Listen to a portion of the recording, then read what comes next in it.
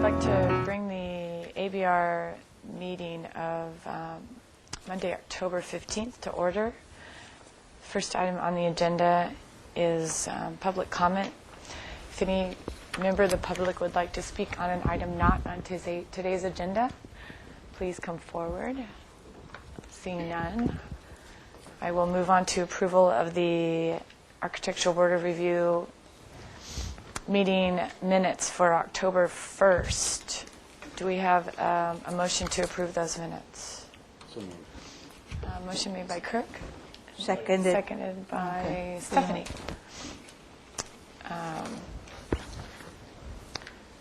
Do we have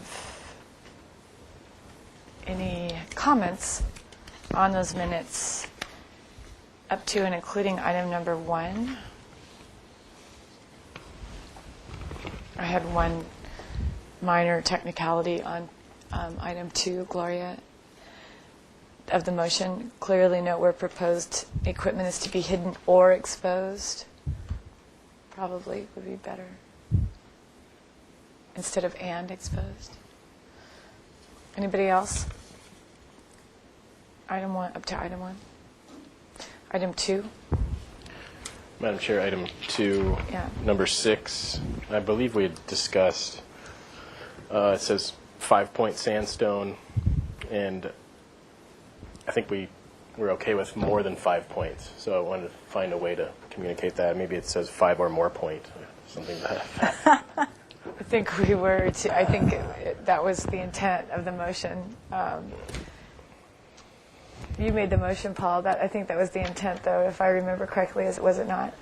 The intent also was because we also didn't want the Eldorado sandstone used in that location, so it was both points. Yeah. So how would you think we should word item 6, 5, multi-point sandstone veneer? Yeah. Anything else on item 2? Natural sandstone veneer or real sandstone veneer? Or did we say we didn't specify? I would say true or natural sandstone veneer because that eliminates the use of any synthetic. What was discussed by the applicant was that it was going to be the true, real sandstone veneer along South Soffit Street. They volunteered that. Along Mitchell-Turner Street. And Mitchell-Turner Street. So you're still on item 6, right, Stephanie? Yeah. So it should say multi-point real sandstone veneer. That works. Okay. Anything else on item 2? Item 3?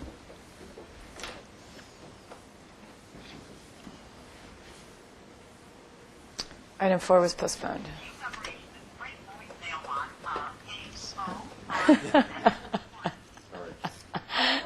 That was classic.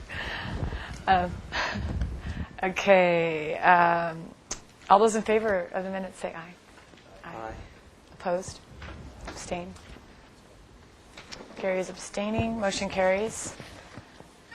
We are on to the consent calendar for October 8th. Can I have a motion to approve the minutes? So moved. Motion made by Kirk, seconded by Chris. Consent for October 8th. Tony. Thank you, Madam Chair. Consent last week, we had item A, 3126 State Street, was postponed 1 week at the applicant's request. Item B, 1425 Almond Avenue, was continued 1 week. Item C, 3750 Gregory Way, got a final approval with conditions. Item D, 610 West Carrillo Street, got a final approval with conditions, and consent last week was reviewed by Chris Gilliland and Paul Zink. Madam Chair, I have a question about item C. Mm-hmm. So the replacement standards, is that for all the windows in the Franciscan villas? Yes. They're now Yeah. to be vinyl as opposed to metal. They've had a few kind of piecemeal window replacements, I think, maybe only a couple. So we asked for them to come in. Well, they submitted a homeowners association authorization, so I contacted them to ask them to come in with the standards for the whole complex. which will facilitate staff approving these window changes unit by unit in the future, now that we know what the standard will be. It'll be easy for staff to do these approvals in the future. So this first unit, this was a review of that one unit and a review of the standards. Okay. It just seems unfortunate to be allowing such a large blanket approval for what I consider to be inferior type of window. I don't know. If you don't mind me adding to it, the current units are constructed with 2x6 framing with 2x4 set in, and they have aluminum windows. And so they're replacing them with vinyl, but the vinyl is being pushed back from the face, so that way they didn't have to alter all of the plaster. And that was the reason why we still have that look. There are some sliding glass doors that won't have that look, and the sliding glass door where they're replaced will have the face-mounted element. But the only units that have the sliding glass doors are the affordable units in the complex, and all of the market rate units have swinging doors that won't have that condition. Okay, thanks. All right, any other discussion on the consent calendar minutes for October 8th? All those in favor of approving those? Aye. Say aye. Aye. Opposed? One abstention, Stephanie. Consent calendar for October 15th. Can I have a motion to approve those minutes? Motion made by Chris, Second. seconded by Kirk. All right, Okay, Tony, yes, October cons- 15th. Consent today, we had item A, 520 East John and Ollie Street, got a final approval as submitted. Item B, 207 West Anapamu Street, got a final approval with a condition. Item C, 554 and 555 Coronel Place, got a final approval as submitted. Item D, 3126 State Street, was continued 1 week. Item E, 334 West Mission Street, got a project design approval and final approval with conditions. Item F, 3132 State Street, got a final approval with conditions. Item G, 1425 Almond Avenue, got a final approval with conditions. And consent today was reviewed by Chris Skilliland and Paul Zink. Thanks, Tony. All those in favor of the minutes, say aye. Aye. Opposed? Abstentions? Motion carries. All right, announcements. Tony, do we have any announcements? I don't have any, but I know Jaime has Jaime an was coming announcement. in. I have one in the meantime that I'll be out of town in the November 12th meetings for consent and full board. November 12th. That's 4 weeks, I think, from now. I have an announcement. I have to leave at 5 today, Dawn. I can't hear you. I Stephanie. have to leave at 5 today. Okay. And I have to leave at 6, so we might be able to get through it. I have to abstain from the last item of the agenda that I told them about already. So 1, 2, 3. So we may have a quorum issue on the last item. we'll just try to get through everything as quick as we can. Did you have an announcement? No, but I do have a question about the quorum. So we will have 2 architects for the last remaining? Yeah. Yeah. Okay. Just want to double check. Go ahead. I have a couple of announcements. Okay. before Let me moving just say my last one, and that is that I'm going to be absent for the next ABR meeting, which I believe is, let's see, 29. what would that be? The end of on. 29th. October, yeah. I'll be absent for that meeting. It happens to be the meeting that the city attorney is scheduled to come and discuss with you post the council meeting on conflict of interest. If you would like to be here, maybe I can arrange for another date, or you can listen to that'd the be a good idea. tape. Or I can listen, whatever you decide. Okay. I can listen to the tape, or you It can would be rearrange it. your opportunity to ask questions. I know that we do have some questions that have come as a result of this whole issue of abstentions. And Mr. Greedy has forwarded his questions, and I have forwarded them on to the city attorney. So he is planning to come here along with Paul Casey, our community development director, on the 29th. Maybe it would be better if you rescheduled that for November, if you could. Okay, let me talk to him about Okay. that. So I did want to mention that that's coming. Okay. Related to I that think I'd like issue, to be here for that. You'll be Oh, down just as not the well? 12th. Oh, I'm going to have to try to do it because the direction was to do it as quickly as possible Okay. after. I'll leave it up to you. I can Okay. always listen to the tape. Well, related to that, we also did get some direction from council to deal with the issue of presentations made by our board members before they're on board.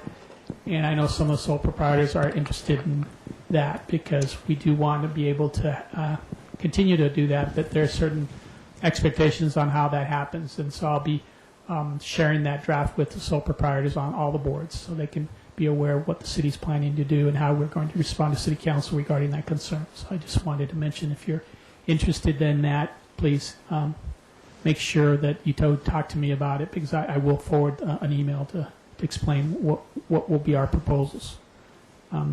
The last item has to do with the recruitment.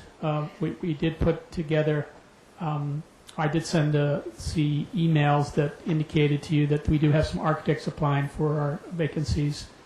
I think Mr. Sherry has requested or information about whether she should re-up or not, and I've said that certainly is a possibility. Council can extend term limits if they so choose. So if you would like, I would encourage you to do that. The deadline is the 19th.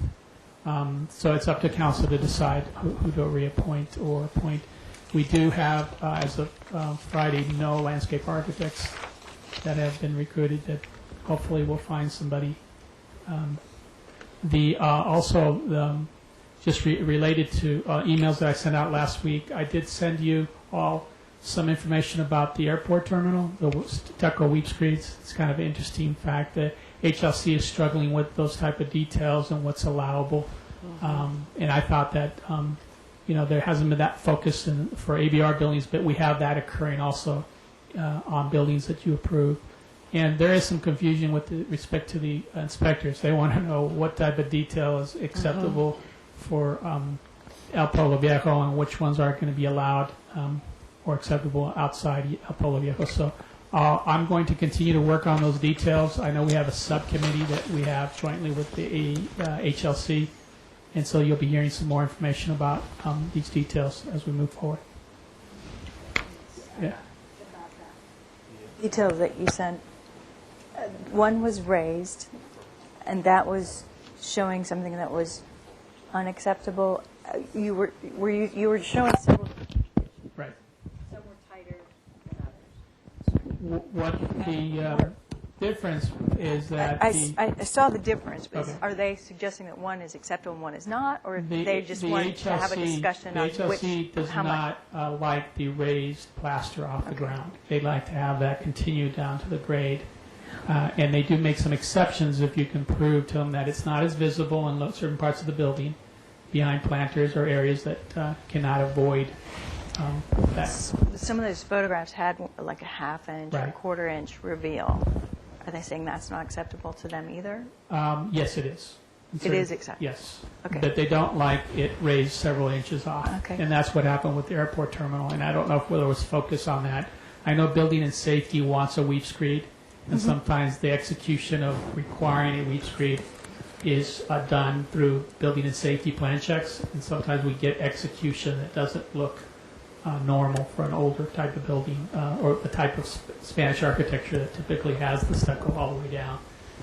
There are buildings that can achieve both, that you can put the flashing in there and have the plaster still continue down. So it's just another detail that you all who review the final details would like to zero in and make sure that you achieve what you want to achieve. Okay. Thanks, Jaime. Any more announcements? Subcommittee reports?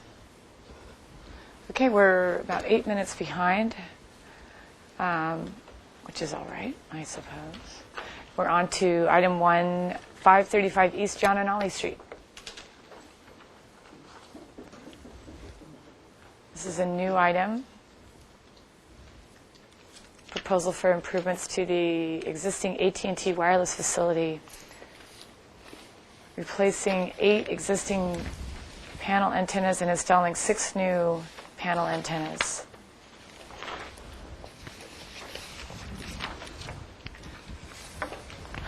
Okay, this is the plan. What's this? Not sure. I think this photographs that Tony just handed off. Is there photographs? Okay. All right. Your name for the record. Jane Marine with PDC Corporation on behalf of AT&T Wireless. Yeah, just push the center button. Perfect. Yeah. There. Thanks. Just say your name just so I don't think we caught it. Jane Noreen with PDC Corporation on behalf of AT&T Wireless. Okay. So what are we looking at?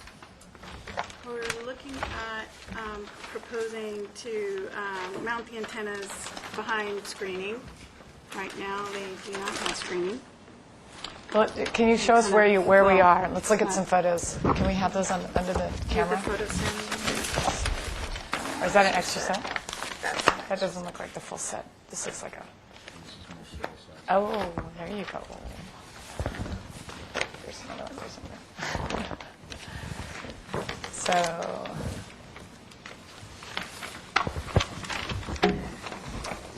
Show us where we are and what you're doing. We have 3 sectors of antennas mounted on the architectural cupola feature currently. We're switching out and upgrading to LTE 4G technology. So the reason why we're adding the antennas. 6 foot panel antennas. Do you have a picture of what it looks like? Do you want to just show it? Yeah, present to us what you're doing. The existing structure is in the bottom photograph here. A bigger image? And This is the existing structure. correct. All right. Were those antennas done without a permit, or No. permitted this way? Yes, originally. Yeah, that's a great image of these two. Okay. Just in that. So here's what's That's existing, And this is proposed. and that's proposed. And then I have this rendering here. These are the screens that you're talking about. Correct. That's the screening material. It's a fiberglass material that with stucco sprayed, so the antennas can see through it. What form are those panels sticking out? Let's let her do her full presentation, and then we'll come back to questions. Yeah, I know. Dimension-wise, I want to try it on the last page of the drawings, how far they stick out.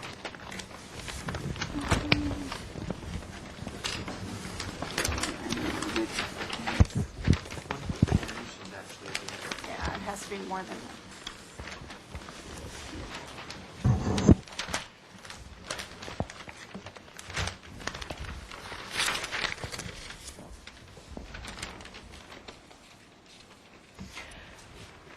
Is that it? That's it for the That's presentation? all we're doing is just Okay. switching out and adding antennas to the 3 existing sectors that we have. All right. Public comment. Do we have anybody in the audience that would like to speak on this item? No letters, anything? No? Okay. Questions? Stephanie, do you have any questions? Were you looking at some construction drawings? These should just be the regular Is this, planning drawings. these panels, are they, The last page will give you dimension. Oh, you don't have a last sheet. Yeah, that's weird.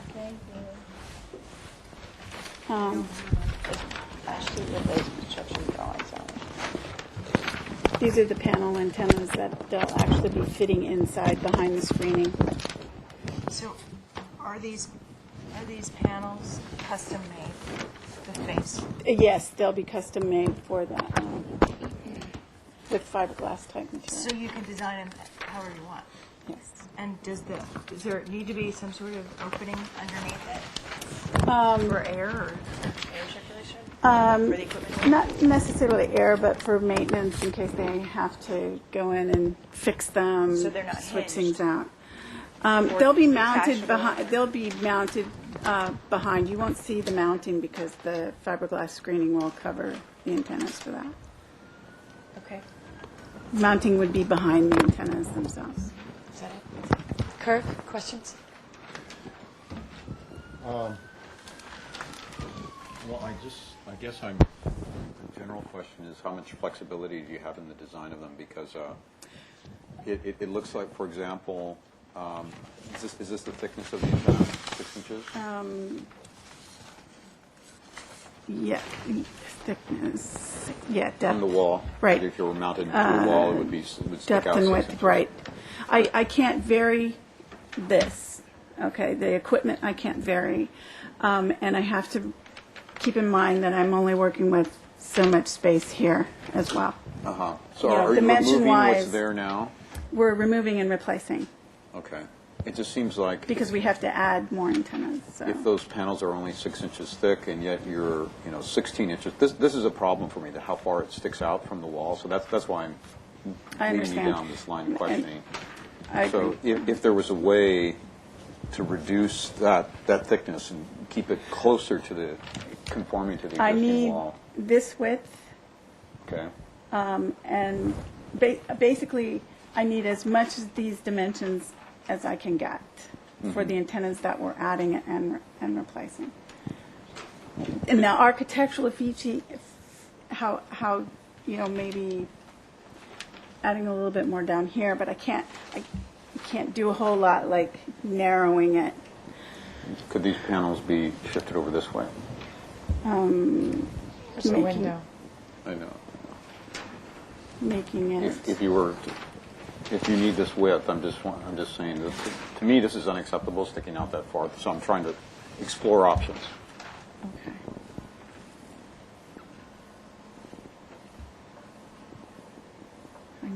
I guess I need the width. I think they can move it in. Okay. This is glass, Kirk. Is it? Is it This is a, glass. But it looks, I'm sorry, it looks like on those originals, you have some sort of little corbel detail on the bottom of the, right down here, more Yeah. of this. Yes. Yeah, exactly. can that be done, Because that's can that why, be done with these panels? that's why I brought that rendering in, because I Well, it like seems that. it seems to just incorporate more with the architecture. I agree. That's why when I saw our drawer do that, I wanted to bring those in so you would see them. Let's keep this to questions and answers only. Sorry, you guys. I just want to try to keep moving through questions. So did you get your question answered? Yeah. A simple question. What's happening in between the two pillars above the railing? What's in this zone? I think we're trying to keep that the same. So, right now, is there nothing in there? There's no equipment in there, and that's open? As far as I know, there's no equipment in this area. Okay, thank you. Carrie? Just this architecture. Same questions along the same line. Do you have a floor plan or of that story, of that cupola element?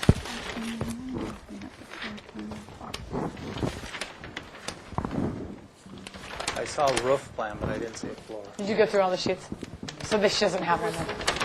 It's not in here. She I doesn't want have to know one. if she has one. No. Oh, like not No, included? because the Right there. That's an it's just open. antenna.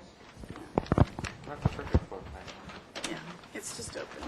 I mean, there's nothing Can you as stand far as I inside there? know. I don't know if you can actually stand, but when we did the site walk, you can get up inside there. I4, proposed antenna plan. Is there access to it? Is there a staircase to it? There's maybe a ladder. I'm sorry, I didn't personally do the actual site walk on the facility to the rooftop. Site plan might be great.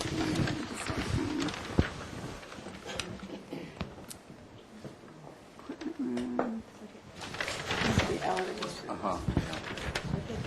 The question was whether or not you could walk in there. Whether it's accessible to the public or whether the building can use it. Doesn't look like a full No. head height in there. I don't know, it's got glass around it.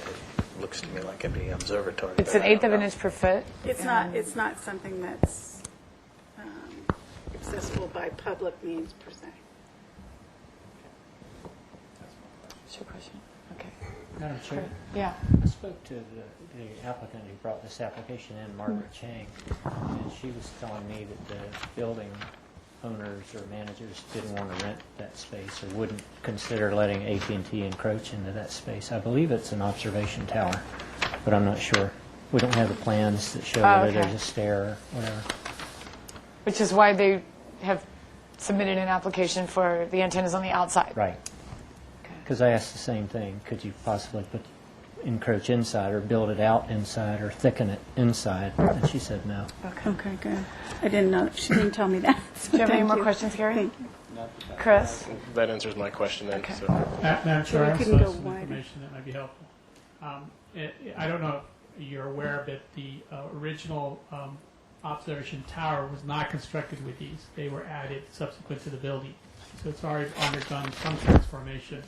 And so this would be the second type of transformation that would occur to add additional volume to the tower.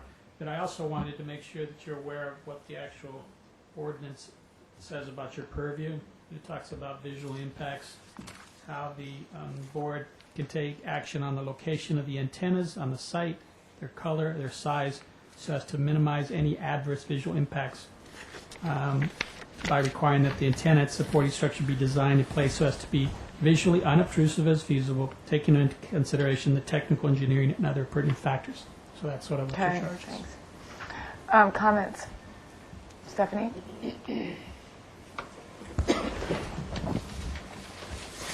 Well, it seems to me that the one, it occurs to me that it needs a little relief in the face of that, where you have that rectangle feeling pretty flat, and it seems to need a little recess or some sort of a panel feature added to it that would help give it some relief. I think that it's not successful at the bottom and not really acceptable to be cantilevered out over the molding, the stucco molding around the tower, and it should better incorporate similar to the existing corbels at the base of those antenna towers. Is that it? Yep. Okay, great. Thanks, Kirk. Thanks, Madam Chair. I have similar comments. I just feel like it adds too much bulk or mass to a very prominent visual portion of this building that can be seen from quite a distance. And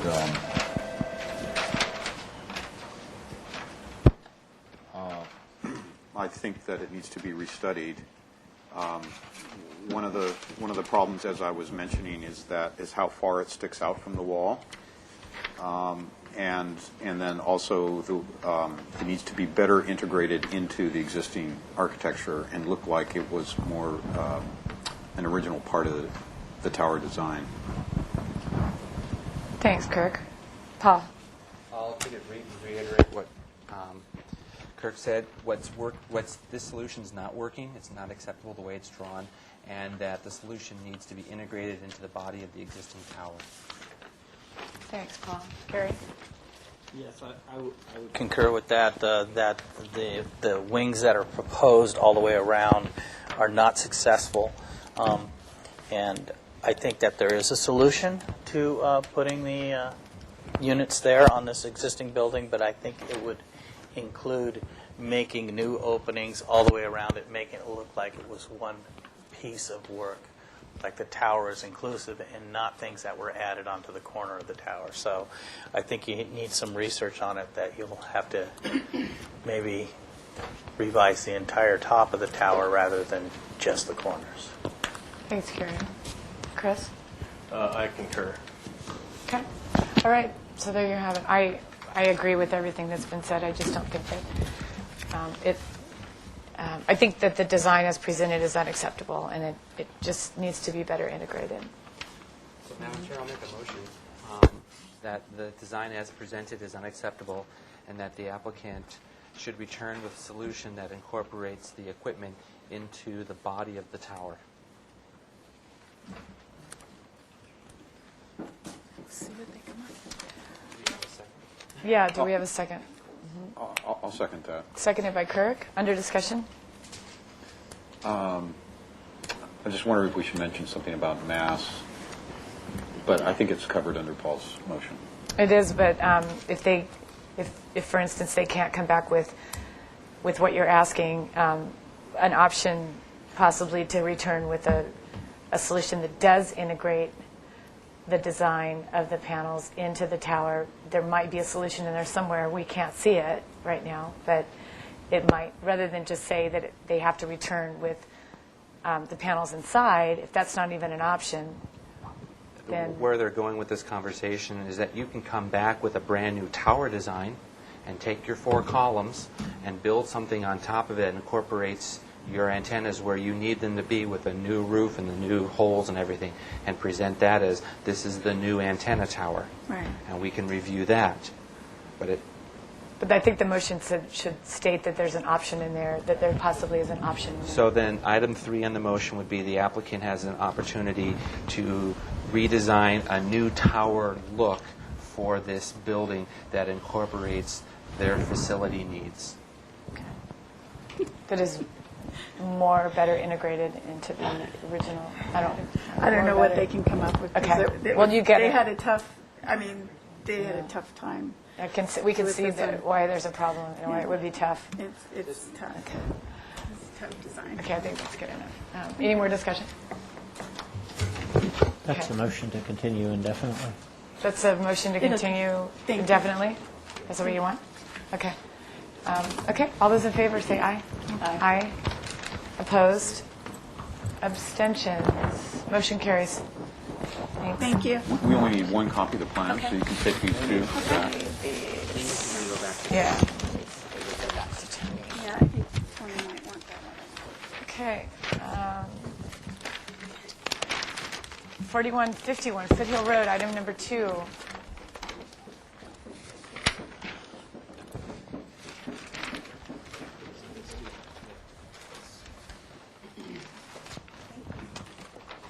Hi. Hi, Richard. Toys today. This is a final review. The last time we saw this project was December 13th, 2010. We had a motion with 10 items. Maybe we could just go through this. But your name for the record? Richard 6 LMA Architects. Thanks, Richard. Bob Cunningham, Arcadia Studio, landscape architect. Craig Minus with the Tobes Group. Steve Ford with Suzanne Elledge, Planning and Permitting. Thanks. So would you like to go down the list, or do you want me to do a song Does and that dance? seem like a good idea to you? Yeah. Are you prepared sure. to go down the I'm list? prepared to answer anything and everything. So it was a motion for project design approval, return with the following comments. 1, provide additional details for... Actually, this was a project, well, we've all seen this project lately, so we don't need to go through the project. Provide additional details for all building elements. I think we could jump to, what was it, the Soffit Plan, to show a little bit more detail.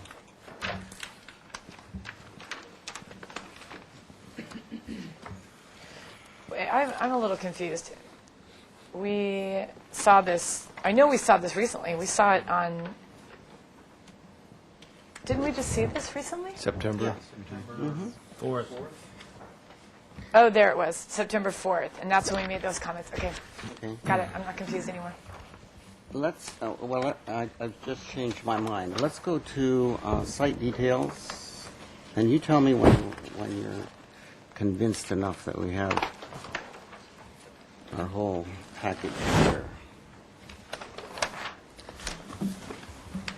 So we have major site. We have three structures. We have 2 trash enclosures and 1 generator enclosure.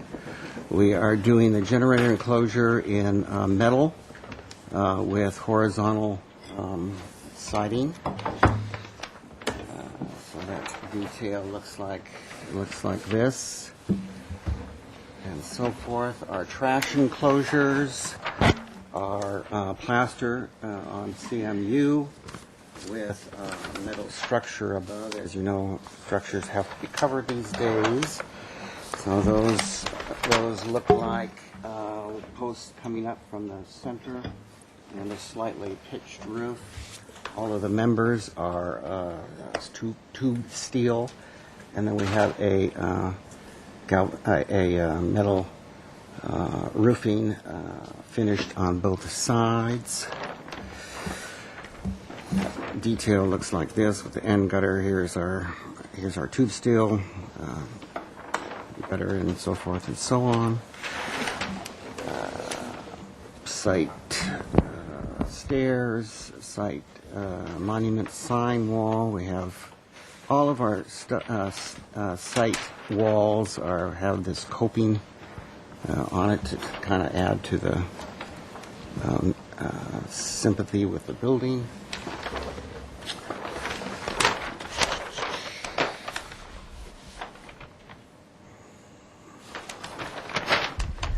Bike posts.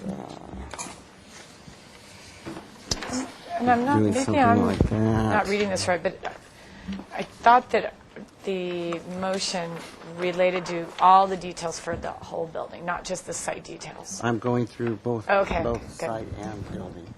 Perfect. And then our updated elevations. There was concern that the building was turning kind of postmodern, and that the three-dimensional, the slate and so forth on the above the entries and so forth should be more three-dimensional. Let me pull this out. I think this is easier to. This is the color elevation that was asked for.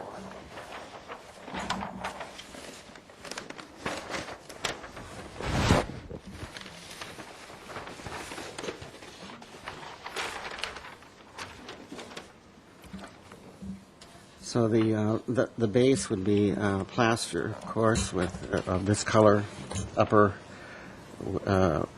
wall surfacing this color. The tiles we got as lively as the Lord makes them. We have this the red tile represented here. And then the green tile represented here. And then three-dimensionally we found a very nice product. This is going to be a custom mix, and it has this pattern here. So this represents this product, a cast stone product, that will happen in a three-dimensional way at kind of the keystones and so forth. What are you talking about? No. I'm sorry. There's two. There's two keystones. There's this one here that mingles with the tile and will match the red color here. And that same red color will be this one right here, which is that one. So I guess that kind of introduces that chevron pattern throughout.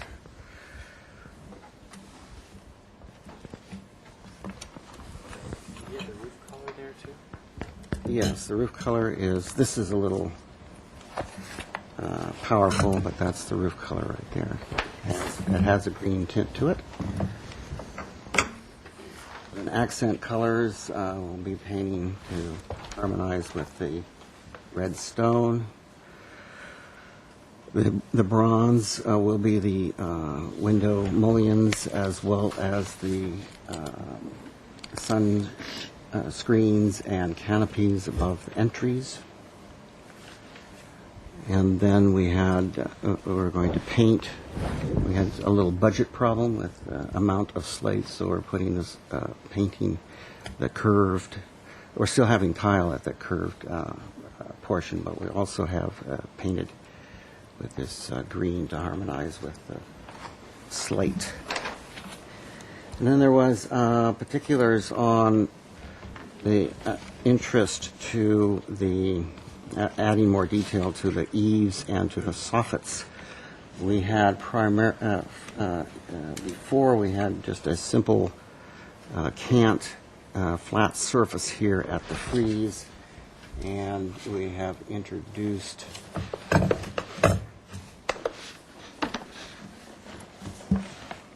a layering thing to pick up more shadow line. We have taken that and turned it around the corner of the spires. So here you have the spire, and then the first and second layer of that comes around on both sides of the spire. So you have a look. Well, you can begin to see. You can begin to see it here. There's that graduating, stepping in profile as it terminates at the spire, and then the gutter and so forth.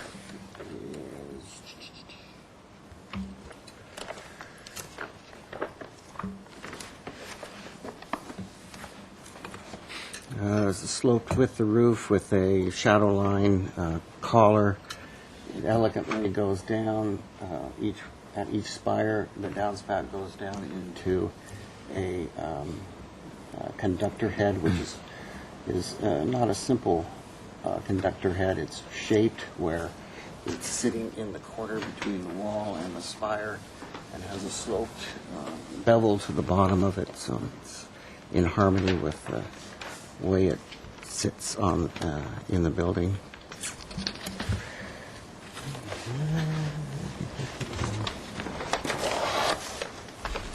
Most of these are the very technical stuff, how the roof is handled and so forth. Oh, let's go here to canopies. This is a blow-up of the canopy. There's two main entries to the building. This is on the south of building A and the west of building B. So we have, a tension, the section of it here with outriggers, tension bar, shaped plates and meeting at the wall amongst the slate and so forth. Sloped glass, frosted glass in between the three beams. And then the sun screen has that same theme, only a lot smaller. It has still a tension rod with a plate at the end with a outrigger and a cross beam, and then grating between that and the building to get your sunshade and so forth, your sun control.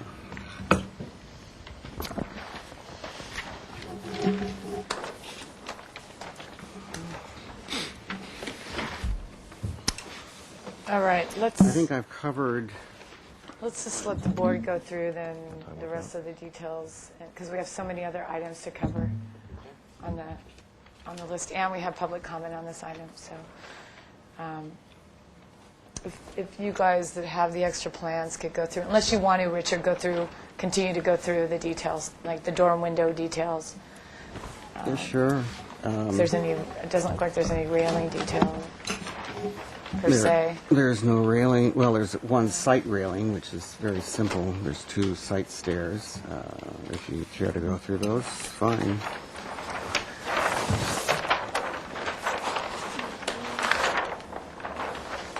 Maybe, Kirk, maybe you just go find the window and door details, and then we can move on to, just in an effort to... A7?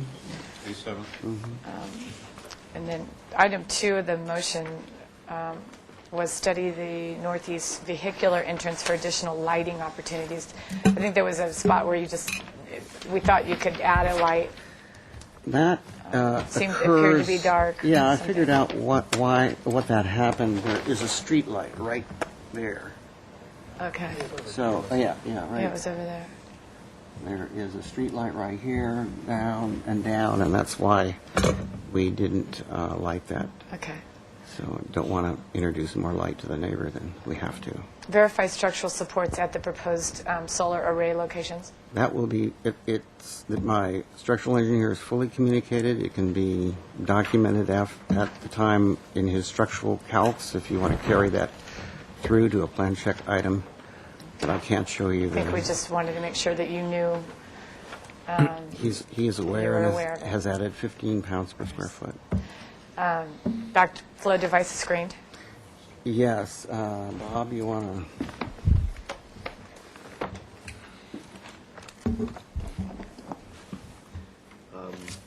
The southern half site, we've got potentially 5-foot tall plant on the street side of the backflow preventer, which is that black rectangle. Same here. It's a different species, but a plant that will get between 4 and 5 feet high to cover those. All right. Reflected soffit plan. Would that be the underneath side of the eaves? Isn't that the eave issue? Oh, okay. That's right. That's right. We have found that this is a 1-hour building. We can't vent it. So what we have done is we have added, these are expansion joints running this way. And what we have done is added a molding shaped such as,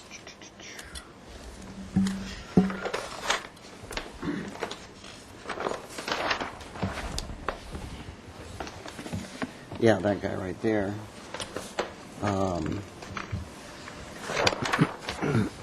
Somewhere I had a big, but that's basically it. Somewhere I had a bigger picture of it. But that sends itself all the way down and wraps the corners and tucks in at the corners, and where we have a very special keystone, it meets the keystone and so forth. So all right. That's, I felt, was enough interest to provide.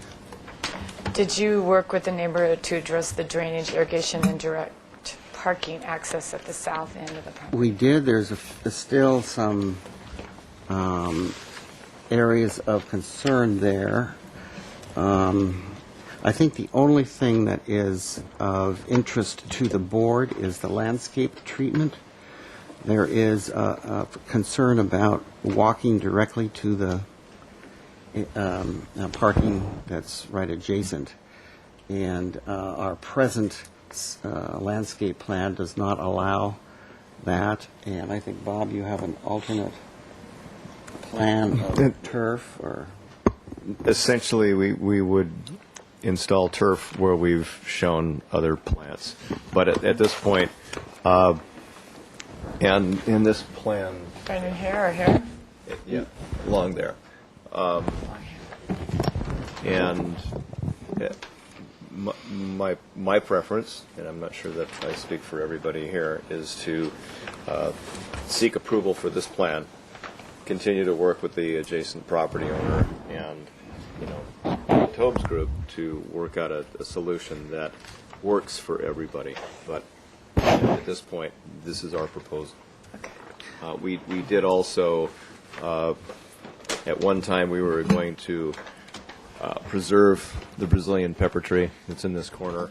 The adjacent property owner has since said, he'd prefer to have that go away. So what we're proposing now is another coast live oak in that location, although closer to the parking lot. Just to add, the turf solution was the thing to do, putting hard sidewalk and so forth, either across here or here, makes sense, because, which space do you take off and do your walking on the hardscape? And we have this our walkway just so close and so adjacent. Okay. So. Okay, thanks, Richard. We have 2 public speakers. If anybody else wants to speak, they need to submit a pink slip. Ron Lopez, followed by Delbert Britsky. Probably butchered that last name. Apologize. Yeah, you need to come. Oh, you want to give your time, Ron? Yes. Okay. Okay, Delbert.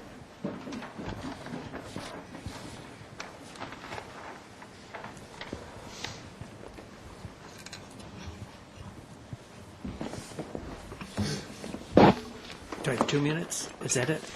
Now you have 4 4 minutes. minutes. Oh, 4 now. Okay. First, I'm Delbert Britschke. I represent Britschke One LLC and the property where Foothill Pest Hospital is located. And I want to apologize for getting our information to you so late, and there's a lot in there, but the stuff up front is what's really important. I'm here to summarize our position today. Please refer to the actual submittal materials for official language. We met with the Tobes Group on October 1st and have had subsequent and continuing discussions. 4 to 5 of the original items remain unresolved. And during our discussions, we granted a better understanding. We gained a better understanding of the project as more information was learned. I would like to review and restate our concerns as they have presently evolved. First item was the drainage. We found there was no definitive evidence shown that the remaining portion of our site has been included in the surface water studies or design.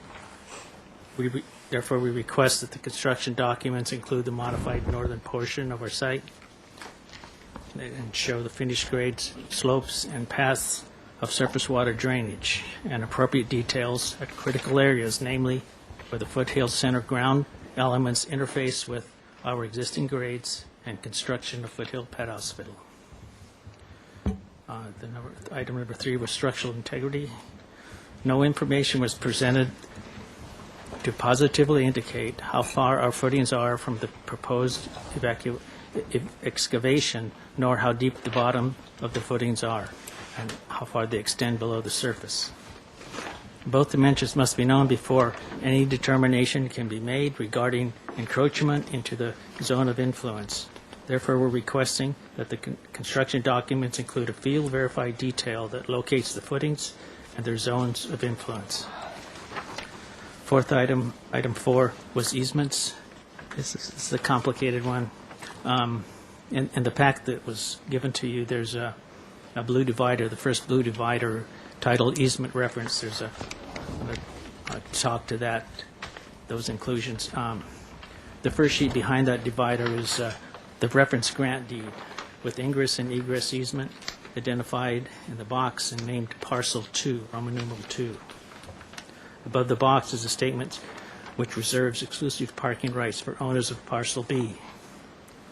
The next sheet following that is a rough sketch showing the physical relationships of those easements and the properties. 2 easements were created side by side to work in concert to benefit both holders of their respective easements, one for parking, one for ingress, egress, creating a situation similar to that found in shopping centers. This design interferes with and discourages the ingress and egress rights of Parcel 1 by not allowing unobstructed free passage. This effectively blocks and refuses to honor those rights to come and go on and off of the specifically named location of the Foothill Pet Hospital. We request that the developer provide a safe, clear, and unobstructed path of travel by means of a proper walkway. The last item was landscaping, and as Bob said, we still will have comments based on the outcome of the easement situation. Thank you for your time. If you have any question, I'll be happy to answer. All right, thanks, Delbert. Okay, we're into questions now. Yeah, I assume none because I didn't get another speaker slip. I asked for all. Any other speakers? Okay. Yeah. Thanks. Questions? Chris? Thank you, Madam Chair. I just have one question. I'm trying to wrap my head around this, the pet hospital access. Do we have an elevation, or is there an entrance into the pet hospital from the north side, or is it? Yes, the entrance on the north side. Okay. So there's one on the street. It's in a covered arcade. Okay. There's about, I think, an 8-foot wide concrete walkway under the roof. Okay. That's all I have for questions at the moment. Gary, questions? Yeah, is the soffit frieze, the detail that you have, is that for the entire perimeter, or is that just in the entry area? Gary, it's for the entire soffit. Entire soffit all the way around? It stops and starts at the spires, of course. Mm-hmm. Yeah, very nice. Okay. With the exception, I'm sorry, that the where the entries are in the slate tile just goes right up to the soffit. I get that. The other thing I was going to ask is about the trash enclosure. Excuse me, trash enclosure roof. That's a standing seam. Is there? That will be a corrugated roof. Okay. And finished on both sides. And the weep screed, you say there varies. Are you going to have is it going to be at the patio area? Is it going to be minimum, or is it going to be a full 6-inch in most of the areas? A weep screed. The distance between the weep screed and the grade, where you have projections out on the plaster where it sticks out. Maybe. Yeah, we have a special draw. Most of the buildings sit on a very flat side, so we can maintain that 6 inches. The southern building B drops around the south area about 30 inches. We will continue the plaster down and sit again 6 inches. So it only sits at 6 inches. Yeah. So we won't have a huge, ugly concrete band at that southern portion. Okay, great. Thank you. Thanks, Gary. Paul? Quick question. Can you show me on the civil plan where the property line is between your property and the pet hospital?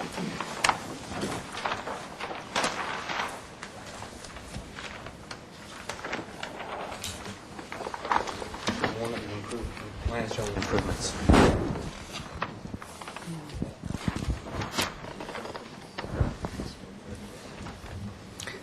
Here's the property line, and here on an unscaled exhibit. Yes, excuse me. So here's the parking easement, here is the property line.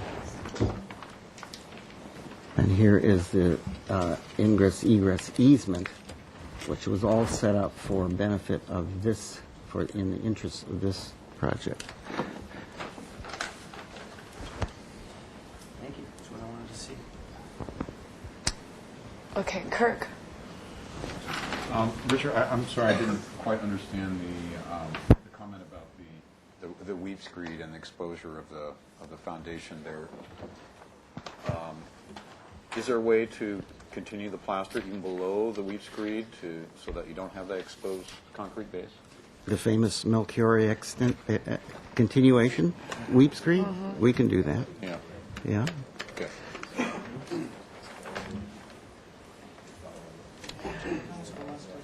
Yeah. Having to go back to the parking and that, is part of your parking count including those parking spaces when you were doing Yes, it is. Okay. And I can explain our position on that further if you need to. We clearly have a parking easement over this property. There is, as Mr. Bridgke has indicated, they have an ingress and egress for the purposes of going to and from this parcel. As this is drawn, we have, our position is that we've provided that that ingress and egress access.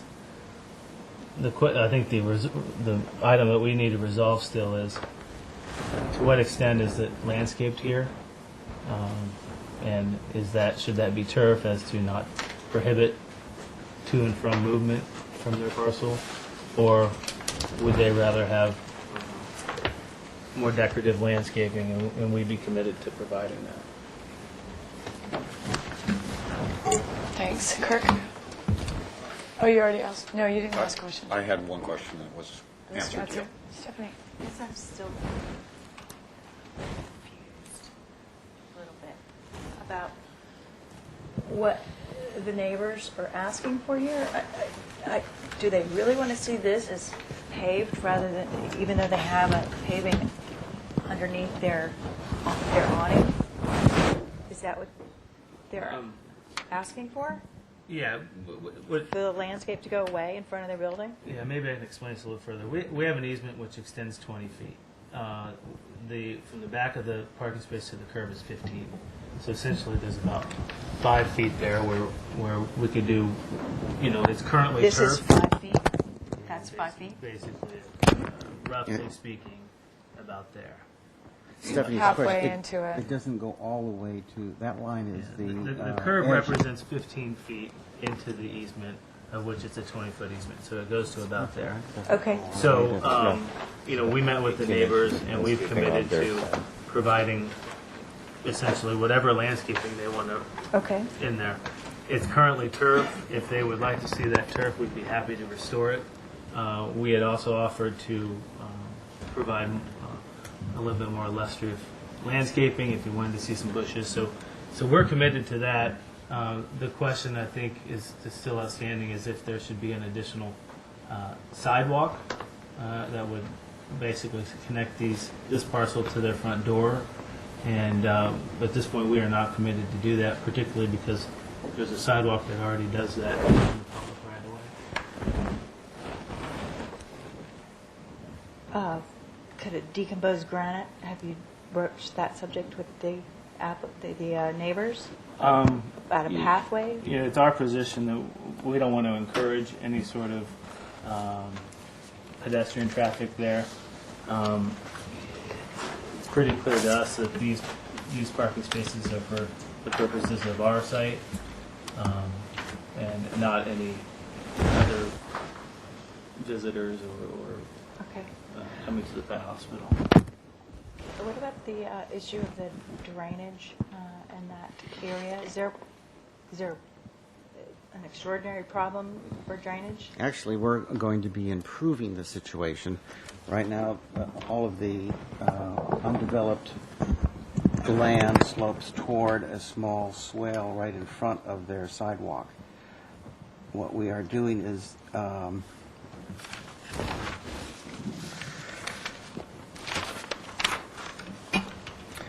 this is the existing line of development. What we are doing is we are going down and actually taking this out of their flow and flowing it back and picking it up and draining it onto our property. So we're actually lessening their drainage by that amount.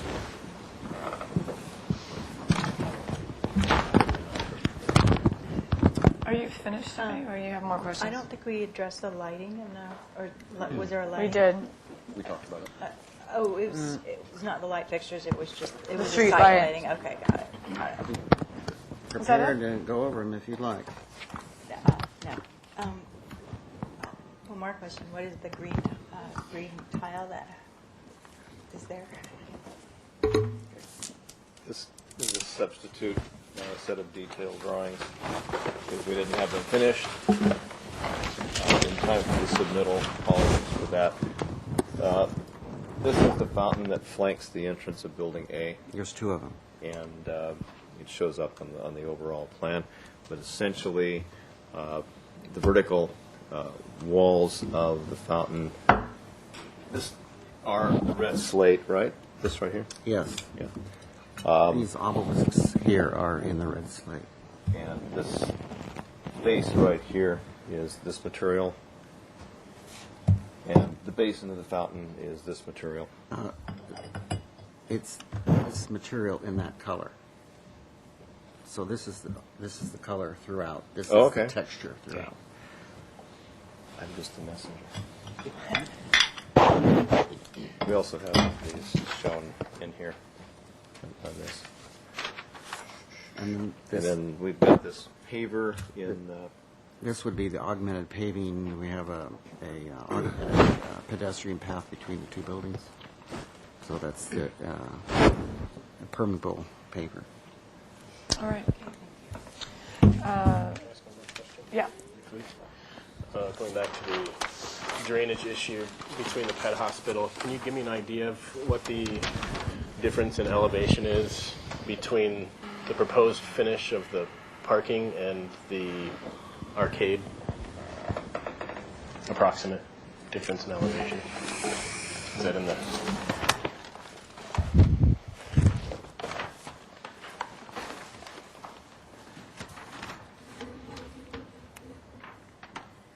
So we're 202.14 finished floor, and we're 235. So you can see Very it's close. Okay. pretty flat. Thank you. All right. Okay. Richard, there's a number of details which include GI flashing over the tops of parapets and other architectural features.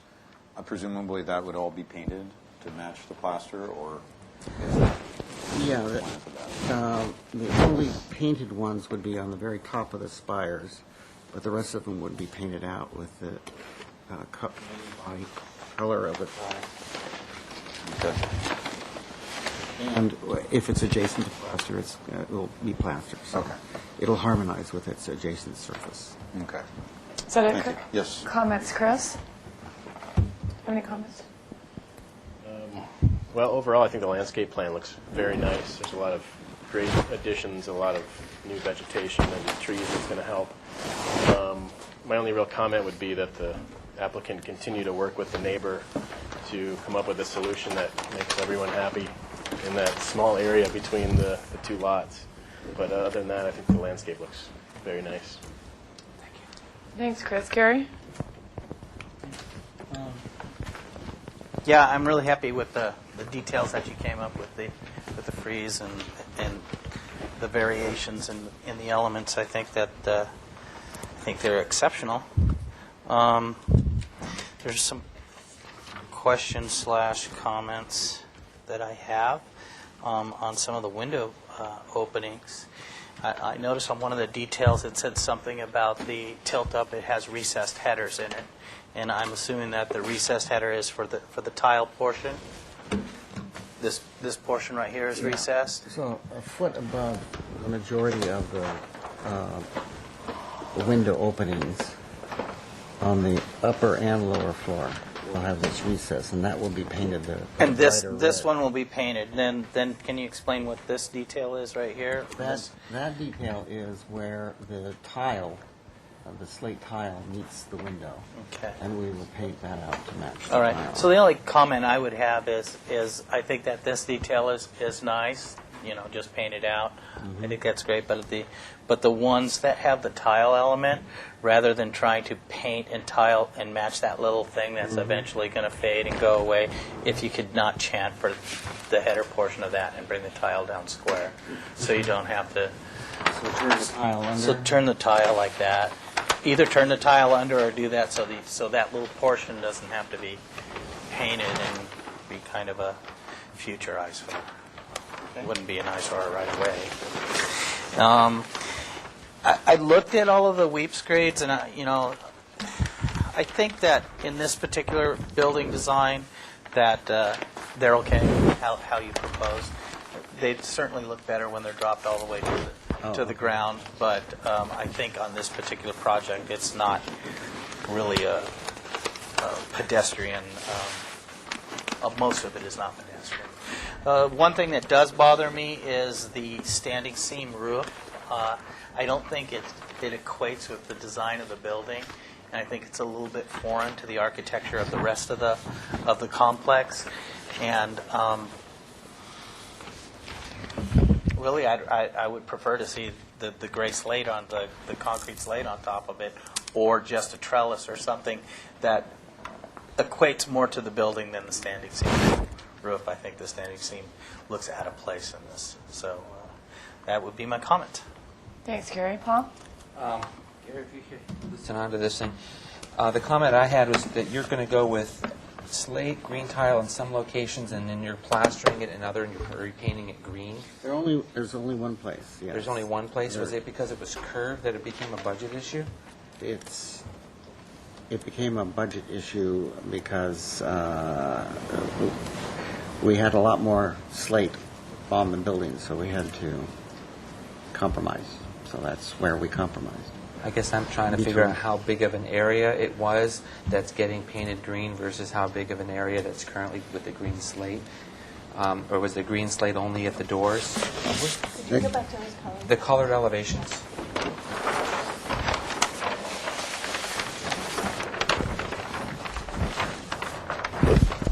So prior to this, we had green slate here. We had My green comment slate here. is this versus this. This is going to be painted green, and this is going to be green slate. That's correct. How often does this painted green surface occur? That's unique to that round corner The rounded corner only? only. And would it break the budget of the bank to make all of that slate like everything else? It's a question. That's the direction my owner wanted me to take. Okay. That was my only question. Thanks. No, Shirley, that you're done with the comments? Comment, yeah. Oh, I guess I need to make a comment. It just seems funny that it's either all should be painted green or it all should be slate. Pick one or the other, but having that one spot because of the curve is odd. I was thinking Gary was going to comment about the detailing area-ish. I would encourage this applicant to make it all slate. It just seems odd unless it doesn't work because it's a faceted or it's a radius surface. And if that's not the issue... it would work logistically. Okay. Well, that would be the direction that I would promote. Is that it, Paul? Yes. Okay. Kirk? I have a few comments. I would vote that the plaster be carried down to the grade or to the finished surface wherever the weep screed occurs at 6 inches above. I think the standing seam roof is a nice contrasting element. I don't think there's a problem with that. I just like the note added to the plans that all exposed GI flashing would be painted out, appropriate to the area that it's occurring in. And I overall I have to say that the detailing is really, really well thought out and very, very interesting. And the combination of elements and with the plaster and the slate and the way you've incorporated different colors and the spires and so on, I think it's exceptionally well thought out. I still think that, as I commented last time, that with a building that's really the height the equivalent of a 3.5-story building, that the long elevations, the north and south elevations, really need to have massing that breaks up that height in a more significant way than has thus far been introduced. And so this project already got project design approval. Right. So it was a comment I made last time as well. And but when it got project design approval, it also had a large canopy, and it had a dramatic change in grade elevation on the north side, or the south side rather. So it was a different design when it got project design approval than when it got last time. So I'm for that reason I'm going to be opposing the project. Kurt, if I may, there is, Kurt, this is an arcade. I saw that. Yeah. Stephanie, comments?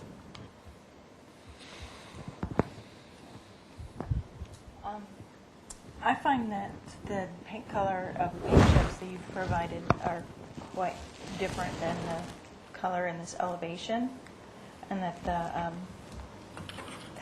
that is going to come off as a little bit peachier and pinker than the sandy color that's in these elevations. Maybe I'm the only one who sees that, but I think it looks kind of pink. We tried our hardest to get that right on. You didn't try very hard. It's really way off. That was my comment too. Okay. I'm not real fond of these little tchotchkes, and would prefer to see that incorporated.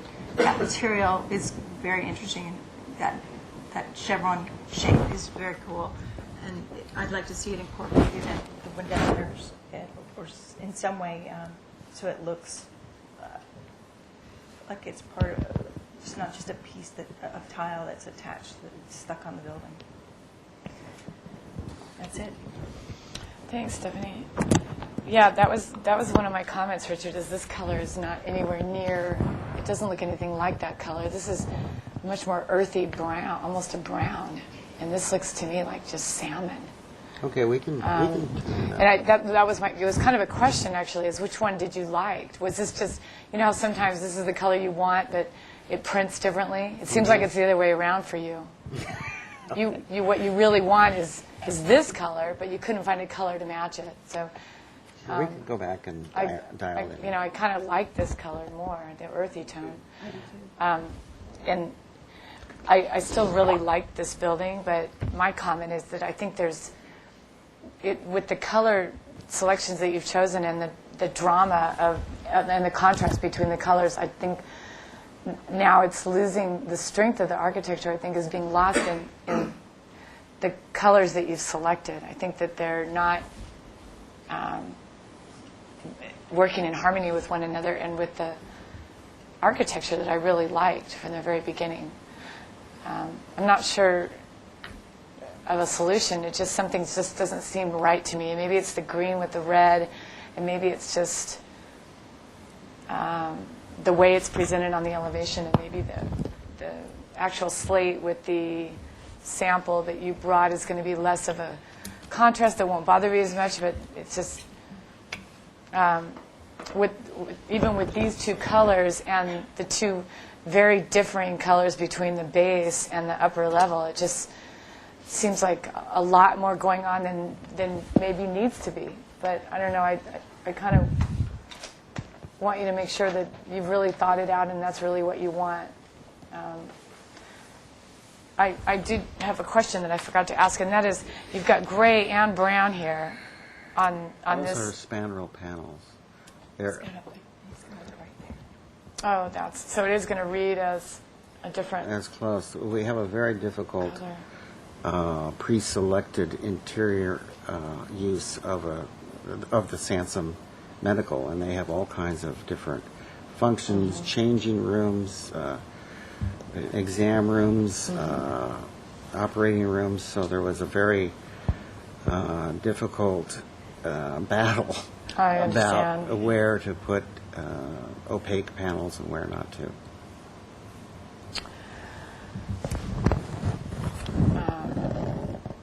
But the rest of the glass is clear. That's the gray. And I think that unfortunately that's exacerbating the whole issue of all these materials coming together and the colors that are coming together, because it's reading as so much going on. I think maybe the problem is there's too much contrast between these two. Maybe, and I just when I see this, to me, and I may be the only one, but it's just appearing like the consistency and the beauty of the architecture that I originally liked is kind of getting lost a little bit. Good comment. That's my only comment. Otherwise, I think that the detailing is really nice. Maybe it's the slate with the red, and maybe it's the color contrast, like you say, and then the spandrel glass and all of it together.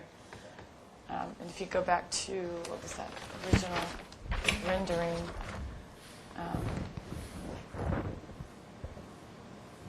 Maybe it's just because these pieces are in shadow where you can't really see it. This appears more homogeneous and strong to me. That's my comment. So I know you're looking for final approval. Could that be addressed on consent item? Let's see how the board feels about it. Madam Chair, if you mind me adding, I actually was studying those colors too earlier, and I prefer these colors over this because the contrast is light. And I was looking at the color of this slate and comparing it to this color, and when it's up in the air, this is going to get washed out, and it's going to be more, I hate to say homogeneous, but it's not going to be as grade of contrast when you see these this direction. So I was actually, I can say liking this. I was preferring this, even though we commented about not being too postmodern versus this color, because this would have a greater standout. And I'll just make one more comment since you said that. I don't particularly like this salmon color. I still think it's a big contrast. That's just me. And if you feel the same way about looking at it and not so sure as well, I'd take another look at that. I think my owner would go for more less contrast. Less contrast. Yeah. Just yeah, for me, I think the building is really strong, and I would hate to lose the strength of that. Then I would recommend that it come back to full board for colors, just because it's not something that one person wants to have on their shoulders. So we can all agree upon it as a team. In the building department. I think that was going to be my question. Is I think that we could go ahead and send you to the building department because it's not an issue. So then I'd like to make a motion giving this project final approval, with the applicant returning back to full board with an accurate color elevation and color chips of a color scheme that provides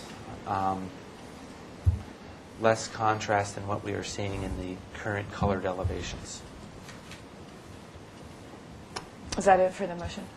I believe that was all the concerns we had. We'll see if that's it when we get to discussion, but can we have a second for the motion? Second. Seconded by Stephanie. Under discussion? I think under discussion would be for the applicant to update the ABR on the relationship with the pet hospital. And the resolution of the access easement. Right, and the planting Okay. as well. And the planting. I also had two detailed concerns, which it's up to the rest of the board whether they want to include it in the motion or not. What were those again, Kirk? That the plaster should be carried down to finished surface below the weech screed, and Okay, that exposed GI flashing should be painted. Okay. Any more details that somebody felt needed to be in the motion that were that important? I kind of felt that what Stephanie said and about the plant-on tiles on the outside, if they were to be incorporated into the window headers, I think they would be more traditional to this.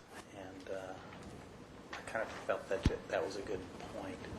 So, and I don't know, that's two of us on the board that would do that. I don't know how everybody else feels about that. The question is whether or not it would make or break the project. I see what you're saying here. I actually liked it, plus it's a little bit of a design win, and it's just the character of the designer having a little bit of fun here, and it's not going to kill the building unless you really think it's going to cause your no vote. You expressed your opinion. I would say, too, it's a fairly pale color. It's not really going to have as much standout as we're seeing right here in reality. I think we might address that by softening the tones here. Okay. I think that might be a good idea. Okay, any more discussion items? All those in favor say aye. Aye. Aye. Opposed? One opposed. One opposed. Any abstentions? Motion carries. Thank you. Uh-oh. Can we actually reopen that? I'm so sorry. I forgot the comment about the green tile along that curve. That was my comment. Oh. I'd like to tell that. Richard was hoping you were going to forget about that. Yeah, you probably were. I'd like to, if it's okay with the seconder of the motion, that we add the green slate that's going to be elsewhere in the project to the location At the round element. Yes. If that's okay with the Yes. seconder. If it is, then under discussion, how does is that, well, you can vote on it or not. We'll just re-vote. We have to re-vote on it. If you, I don't think we should say it should be green slate because we're not necessarily liking the green slate. It should be consistent. Let's change that to be they should be consistent. one or the other, I think is what we're saying. No, it should not. The other one shouldn't be turned to paint. Well, No, then you no, can vote against the project. It should be, if I may, it should be slate. The color of the slate may vary. We're always going to use slate here. The question that I noticed was that you were going to be painting this green, That's and this correct. green was going to be matching this slate, and I was asking myself, why? Just use this slate here and call it a day. That would be So the motion, that's what was going to be in the That's motion. the motion that I'd like to make, and if you want to come back with an alternate, then that's what we discuss at full board. Okay, so Gary, that it's not going to be just consistent, and it's all going to. The option is not to do everything paint; it's to do everything slate. So that's in the motion. Okay. So all those in favor of the motion, one more time, say aye. Aye. One abstention still. Motion carries. One opposed. I mean, one opposed. Sorry about that. Darn it. Okay, we're behind now, 20 minutes behind. We're on to item 3, 601 East Mitchell Terrain, review after final of the Cottage House Bowl Foundation Workforce Housing Project.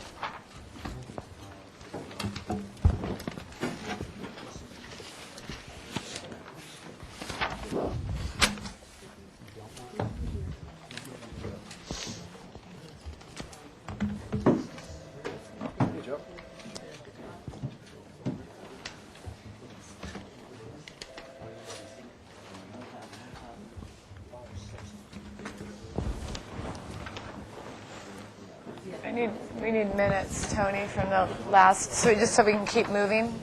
Yeah. Because we're behind. Oh, never mind. Thank you. Okay, your name for the record, and then maybe just go through these. Yeah. Go ahead, Joe. Joe Underlitis with Kernal Underlitis Architects. Courtney Miller with the Office of Katie O'Reilly Rogers. I think most of those items are just Let's see. finalized. Staff to review the plans to verify that Eldorado stone was specified. Did staff do that, Tony? We'll come back to that. I have my copy if that's legitimate. But Item 2, the red color proposed for H1 is appropriate for the neighborhood. Item 3, applicant is to construct a mock-up of the stone wall prior to the next meeting, and board members are to conduct a site visit prior to the next meeting. Okay. do you want to go over that item? Yeah, let's go over that. Okay. So we walked the site and decided we wanted to match the stone that's on the zigzag wall on the west side of the property along Salsa Platus, which is that. And this was the sample that I took a photo of, and I had Tony forward to you. And then we've since, they continue to build it, even though I've told them not to, but here are the progress as of today of the wall. This is the best shot, even though it's in the dark, of the adjacency. This is the existing wall coming into the main staircase at the corner of California and Mitchell Terrain. And then here's the wall continuing, and here's the existing wall beyond. So what we've decided to do, these walls are all just stacked, traditional stacked walls. We can't really tie into them with our existing CMU wall, so we're going to just do basically a butt joint at those conditions. It's the best we can do. So they peeled back the existing wall where we had to pour footings for the new wall. They've saved the stone. They're going to set it back in, and then we'll have just basically a butt joint there of the new wall and the old wall. All these walls get capped. They will get capped, so that will be different than the other walls.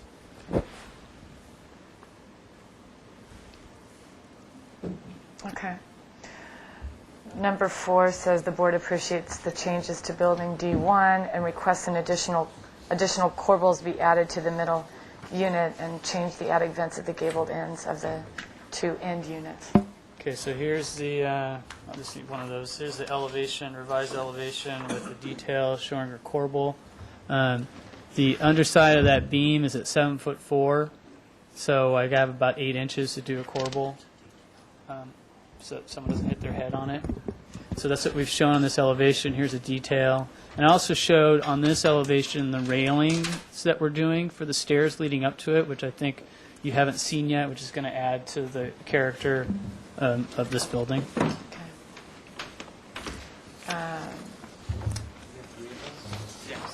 proposed variations of D1 are acceptable. The stone along Salsapuedes shall be a true multi-point sandstone veneer. We changed that motion. Yeah, we've agreed to that. We already knew that you understood what we meant by that, so yeah, let's go with that.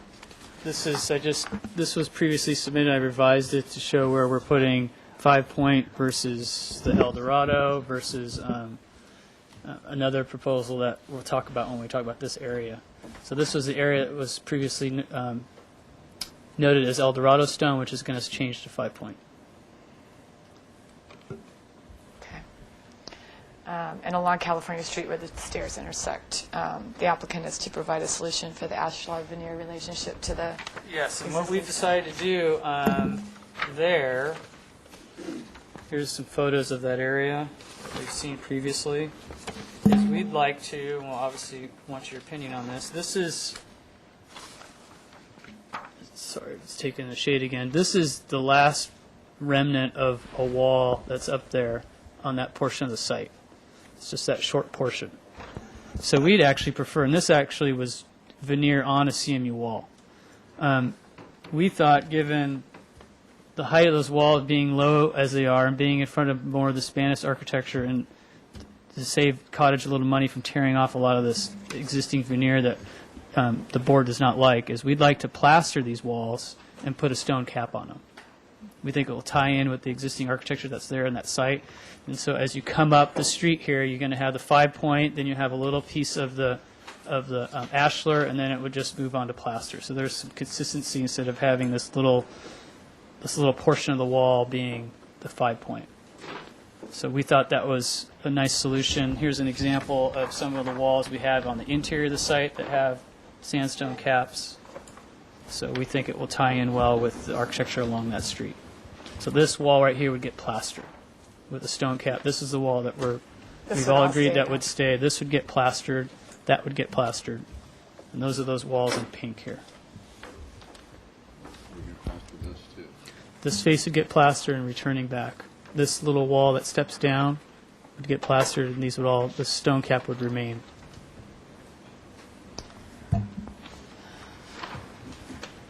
Okay, number 8, examine the planting proposed above and below the ashlar pattern walls.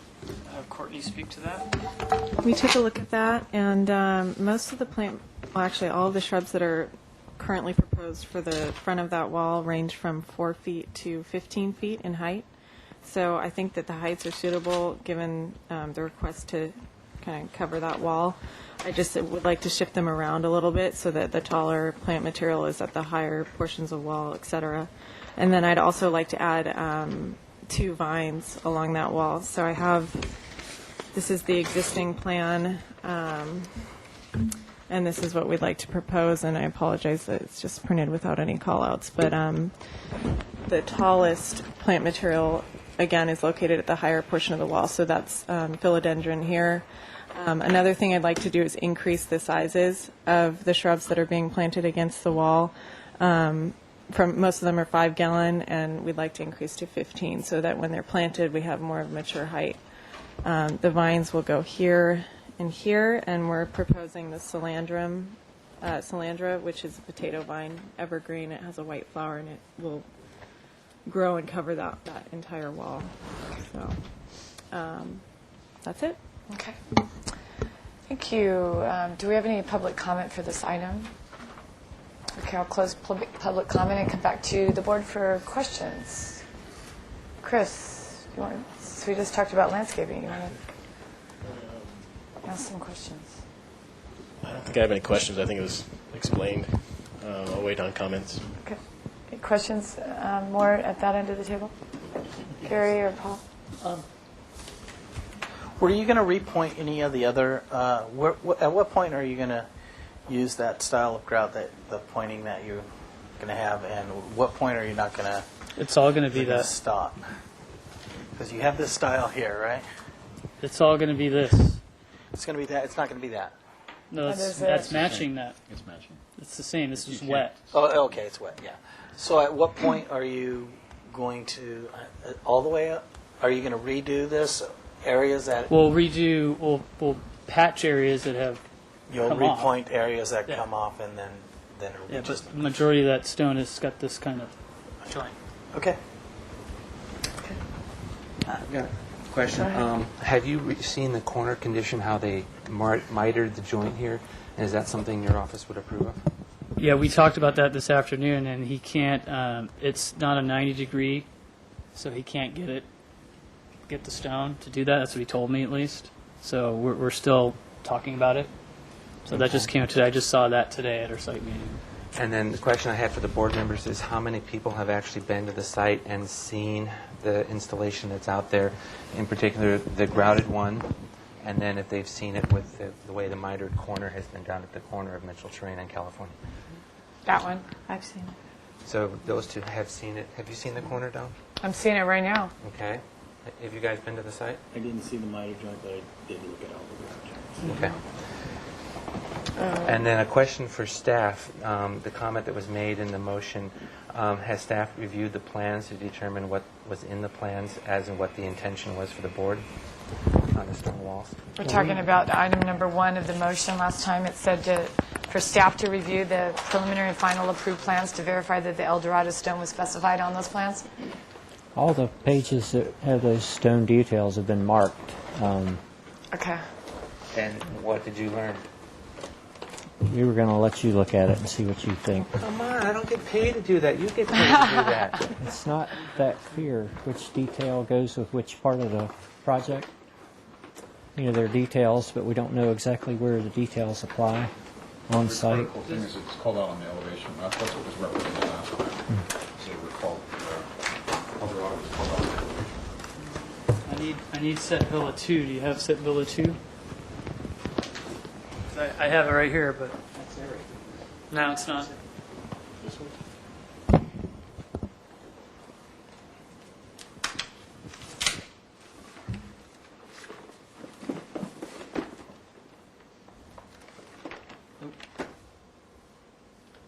That's not even close to everything, by the way. Okay, well, I have this. I mean, back to that. if you trust me, I have this set, which I mark every time I go to ABR. It says final ABR, April 6, 2009.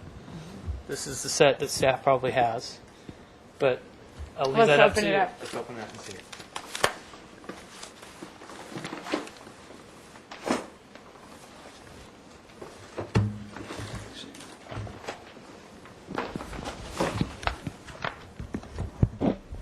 You showed us last time. No, the drawings I showed you last time were the permit set.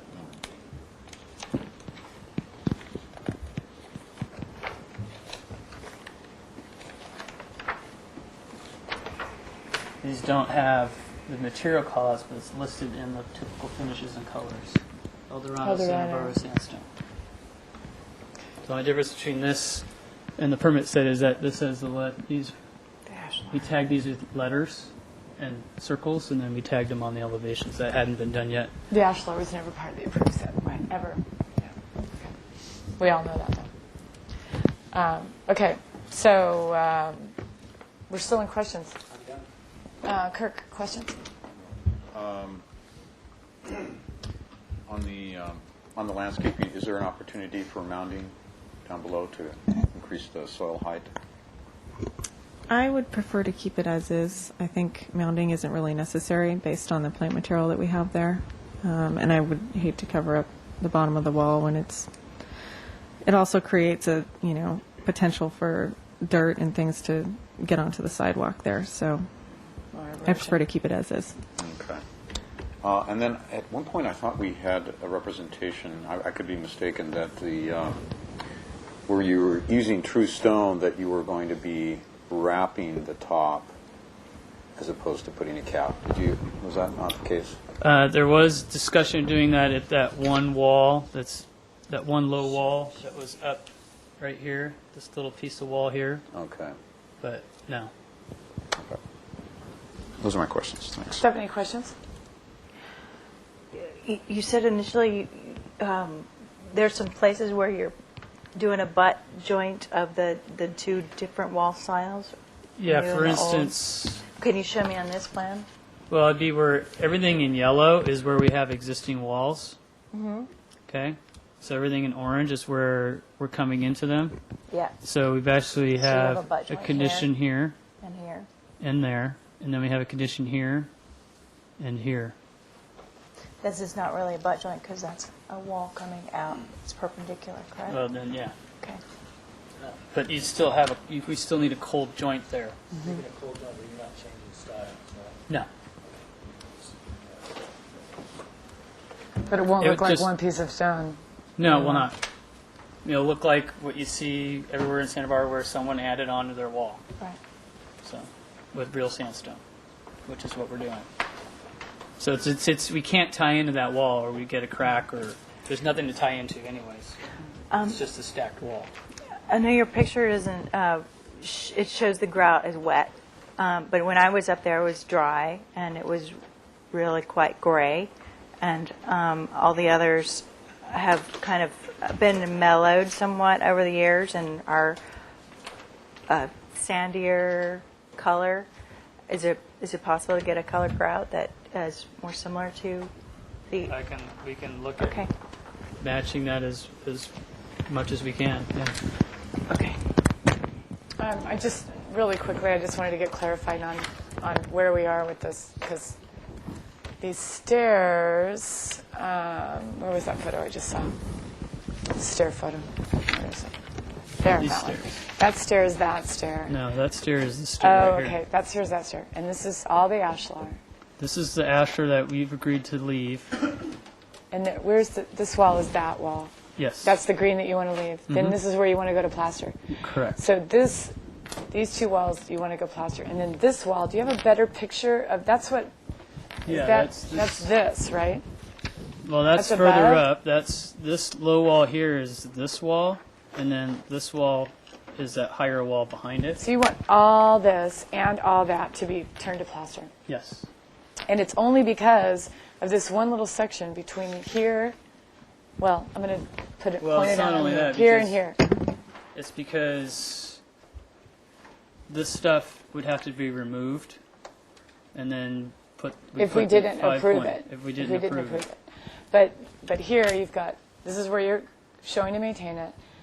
And the only reason that you're proposing to plaster all of this from here north up the street is only because there's a discrepancy between a little piece between here and here of an existing wall that's about 15 feet long. Yeah. Is that correct? That would. So that this would be entire correct. wall you're proposing to plaster over the ashlar. Well, this is the only area where it has ashlar, and then over here. So this wall was. Well, all this would be plastered over. All this would be plastered over just because of this little section that's now 5 point. Correct. Okay. Question. It's existing 5 point. Right. Comments. Kirk, why don't you start? You never get to start. Okay, thank you. Well, I think the 5 point, which is actually a variable. I noticed there are some 7 and there's some 4 in there, so it's being mixed up like the original stonework in terms of the number of points. I think that's acceptable, the way that's being done. And regarding the plastering over of the ashlar pattern, I would leave this ashlar where it is, but I think this definitely is a good idea because of the sloping top and then the adjacency to the other stonework. That's really going to be an improvement for both of the sides of those walls to be plastered. I've never liked the ashlar on the sloping wall. It just doesn't work. Yeah. And then, did you also mention there's a pillar that's going to happen at the end of these walls? We were going to do one, but if we're doing it out of plaster, I didn't see the need. Yeah. Okay. So I'm on board with that. I think it's fine, and I think the additional detailing at the porch is fine, and the colors as proposed. I'm good with it. Other than that, covering up that one ashlar wall. Stephanie. I agree with Kirk on most things about what he said about leaving that ashlar. I'm good with plastering this, but I disagree. I think that this is going to look too thin, and if the pilasters are gone, I'd like to see those pilasters, whether they're plaster with a stone cap or stone. That doesn't. I don't really have an opinion or care about that, but I would like to see the grout color. Give it a little color. It's a little too gray and cool now to be more in keeping with the original grout. I know it changes and it's variable, but it is a sandier, browner color. And I think that's it. Thanks, Stephanie. Paul? Thank you for the changes on this building. It looks great. I'm not okay with the colors. The stone. I was very impressed with the way this worked out, and everyone was saying it works. The 2 inches veneer works, and it does when you're on a flat plane. When you come to the corner, it doesn't work. And the corner that they did, there's a picture of it, doesn't work. And what needs to happen is the block wall needs to be chewed away at that corner, and real pieces of stone need to be put in there and make that thing work as individual pieces of stone. We can get that fixed. So that doesn't work. They can do it on a 90, so you're not going to see that on a 90.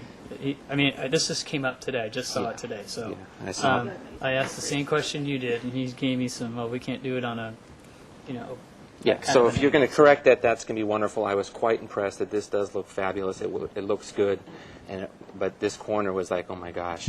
As for the Eldorado, I want to go back to the initial design reviews, and if you were to go to the planning department and you were to say that this wall right here, a planning commission, when you were getting this thing approved in the very beginning, and say that this is going to be Eldorado sandstone and then this is going to be the real sandstone walls, I think if we were aware of it, that this was going to be, I want to say the artificial sandstone, we would have said make it real everywhere. So I'm not comfortable with the fact that the Eldorado is on there. It's on the plans. It slipped through the cracks, and that's the way it happens. But somehow I would think that during the whole design review process, we would have caught that, or if we caught that, we would have said make that to be real sandstone. So, Gary. Yeah, I think the proposed rubble stone looks good, and plastering the staircase is acceptable. I differ with Kurt. I think that because of the existing stone that's there and the little short portion of the ashlar, when you walk it, it doesn't look right. And I think that the proposal of them to plaster over it because of the building that's there is actually better than that one little portion of ashlar that wall that's there. So I would say that the upper portion should also be plastered over. When you walk it, the picture's not really telling the story, because just past that short little two stack wall is the 5-point original. So when you walk it, it looks out of place, and it wouldn't look as out of place if it looked like an addition. So it's hard to see that that's there, and then that's the ashlar. So I think that portion right there, even though the wall itself looks good when you look at it from a picture right there, it looks good, but in context of the site, it doesn't. So I think that portion should be as the architect. So you're talking all this? I'm talking about that portion that you mentioned that we would plaster over. So I would agree with you that should be plastered over. Is that it for your comments? That's it. Okay. Thanks, Gary. Chris. Chair, there's a lot of different things going on here with opinions on different small portions. I am in agreement with Gary that this picture here that shows, I think you have the 5-point and then you have this ashlar. To me, I think this should change to 5-point, and I'd be okay with the ashlar here. But it is awkward to have this ashlar and then go to 5-point in what appears to be the same residence almost. It's almost like you have two different types of stone in front of one house, even though they may be two separate, but the building reads as one. So I don't mind this wall being ashlar. I think it doesn't work with this one. So either this gets 5-pointed or stuccoed. I'm not really sure. But the other thing I wanted to bring up was I think we're copying a bad example here with this puffed out grout. I lost that battle Puffed out 2 weeks grout. ago. Yeah. So I think Kirk actually mentioned something about that at one point. So I want to get the board's, take the board's temperature on how they feel about that. I think it should be recessed and let the stone read better. That's my opinion, but Oops. Sorry. And then I agree about the mitered corner. We need solid pieces on there. So I think I'm okay with grout or plaster there with a stone cap. But this is the problem area for me. I don't mind this ashlar, but these two walls just aren't working in harmony together, and I dislike the grout. Thanks, Craig. Okay, here's just yet one more opinion on the stone issue. And that is that I think that this, I'm going to agree with, I think pretty much everybody agrees that this should be plaster. It doesn't work. I hate the idea of plastering over stone that was already there. So my opinion would be to keep this. What's going on in here and the fact that it's the same residence, it could have been a lot split in the past that allowed a house to be built spanning what used to be a property line. I'm actually not, because these walls are not connected, I'm okay with that whole philosophy that we've been going with about these walls being 3 different kinds or 4 different kinds of stone. And so I don't think this is as big of a deal as some of the other board members think it is. So my vote would be plaster these sloped walls, keep this 5-point old wall, keep this ashlar, and then keep that ashlar. I really appreciate what you've done here. I'm fine with it. That's my comment. You want to say one more thing? I just Sounded want like to you say did. if we keep the 5-point, it makes it difficult for this transition to this wall for plaster Okay. because they're connected, or they Okay. will be connected. You had proposed a car Yeah, we'd look at that option again if that were the case. Let's see where the board is going to go with this. And it seems like you're dwindling down your problems, hopefully. I hope. Let's hope. Let's see what happens. Does anybody? I'll make a motion. One last thing while I got you guys here. Sorry. I take that back. This came up. Where's one of the photos? All right. This see this wall right here? It's plastered. It's white. That is going to be. I got them to do that in stone, so that's going to be stone. And then beyond that, I have this other white wall. That's going to be the back. This is like the side yard of this craftsman home. I think the white wall sticks out a lot in front of this nice brown or green and green kind of inspired craftsman home. So we would just like to propose painting it that color. Is that the same color as the house? No, it's slightly. What's the color of the house? It's like a dark, almost chocolate brown. Okay.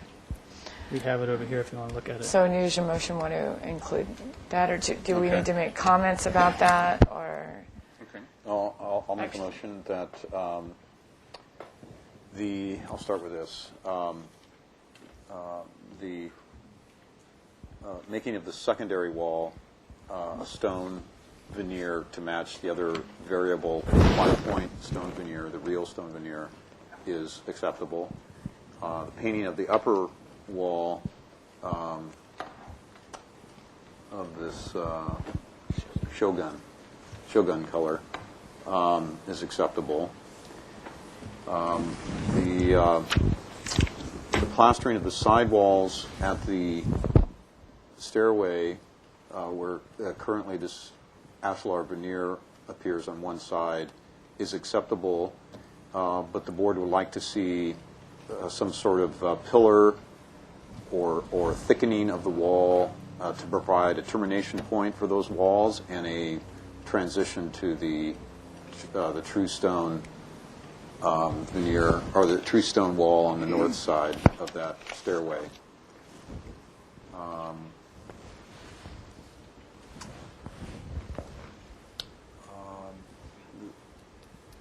Yeah, okay. Don't stop now. No, I'm not. I'm getting input here. The existing ashlar, what should we call this location? In front of The upper wall location. That's wall J2. wall J, the existing ashlar veneer at J2 is acceptable to remain as is. It's J1. Do some board members feel like this should be plastered and this should be left? Is that what we're? Let's just do. You make a motion. Okay. Let's see where it goes. I would just say leave it. Leave the existing, all the existing at J1 and J2, the ashlar wall with a stone cap as proposed. Look at study matching the existing grout color.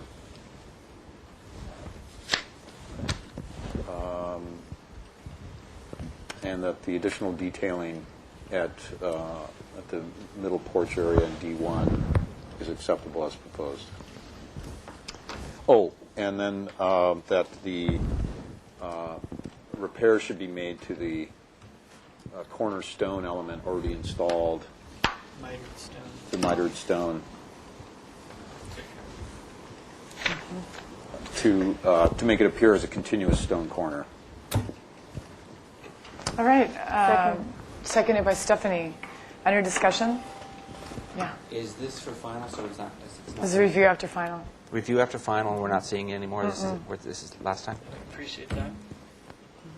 Any more discussion? Excuse me, Madam Chair. Joe, how could we describe what Kirk in his motion said, that secondary wall veneer could be veneered, and then the upper wall could be painted that Shogun color? I can give you those wall numbers. So the one wall that's going to be veneered is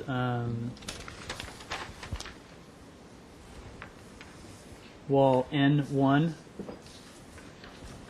And then the wall that will be painted, the Shogun color, this is N1 and this is N2. Okay. Is it possible to get a plan with these notes on it, or revise the plan to show what just got approved here? Okay. Okay. And could we also add in the motion that you're approving all the new color boards for the project? That we already reviewed. Because the previous minutes just talked about the red color and the other unit, but we should be approving all these new color boards. Yeah, we can add that to the motion. Any discussion? Is that color built around the wall as well? With it goes around, over, and backside. Any further discussion? All those in favor say aye. Aye. That was 3? Aye. 4? Opposed? 1 opposed? 2 opposed. Motion carries. All right, that was painful. Onward to something hopefully more painful. Oh, no, 901 Olive Street.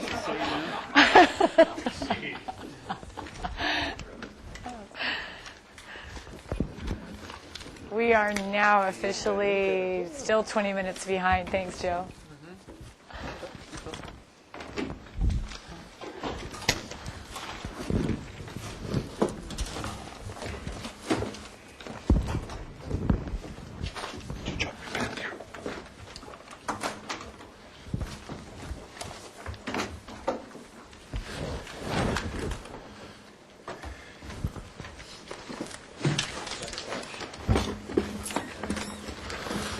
Okay, this project's been to appeal.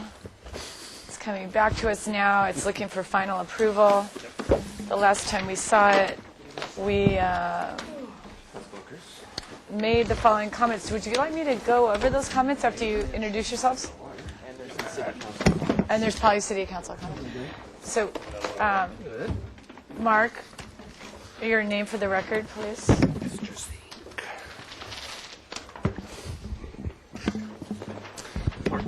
from Design Arc, project architect. Okay.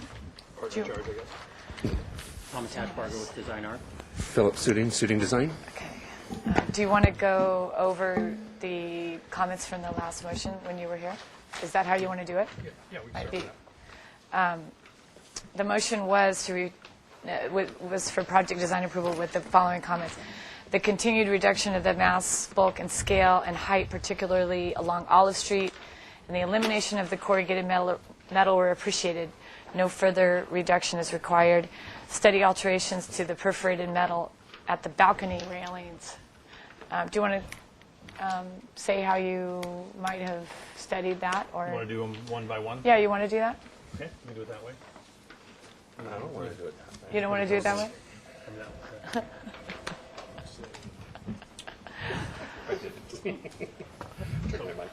We have the construction documents here that we can see the details on, but we have a couple of enlargements here. So maybe that microphone's not pointing towards you. Maybe that's why. It's not on, that's why. That's why he's There it is, okay. calling us. Okay. All right, reintroduce myself? Okay. No. Okay. So we have the construction documents here so you can look at the actual details, but we did a little enlargement to show what this is really going to look like up close. We have some more examples too that you can see. But as far as the balcony railing, we looked at using a horizontal version of the metal that we're using for this grill work, and we really felt that it was way too heavy and massive. And so what we've done is we've adjusted our idea of metal, and this is a punched metal. This is the actual size of the holes. So it's not a perforated metal like you've seen other examples of with the little small round holes or whatever. It's actually a custom design that ends up being about 20% open.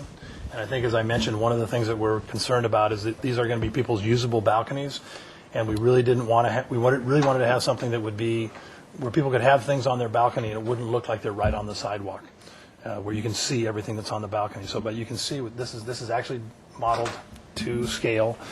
And with it only being 20% open, you still get some air circulation, but it still has more density. And we felt that it still remained, gave us kind of the light character that we wanted to have for those balconies without getting something really heavier. So that's what we're proposing. The third item was to study additional opportunities to utilize a trellis on other elevations in addition to those on Cannon Perdido Street.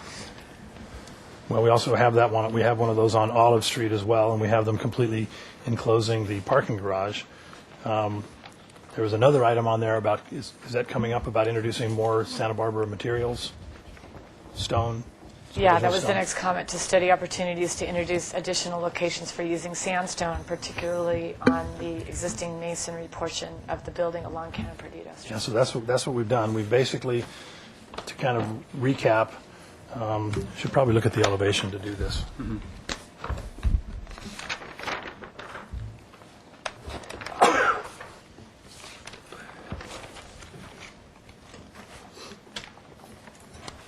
So, starting on Olive Street, we have always proposed this.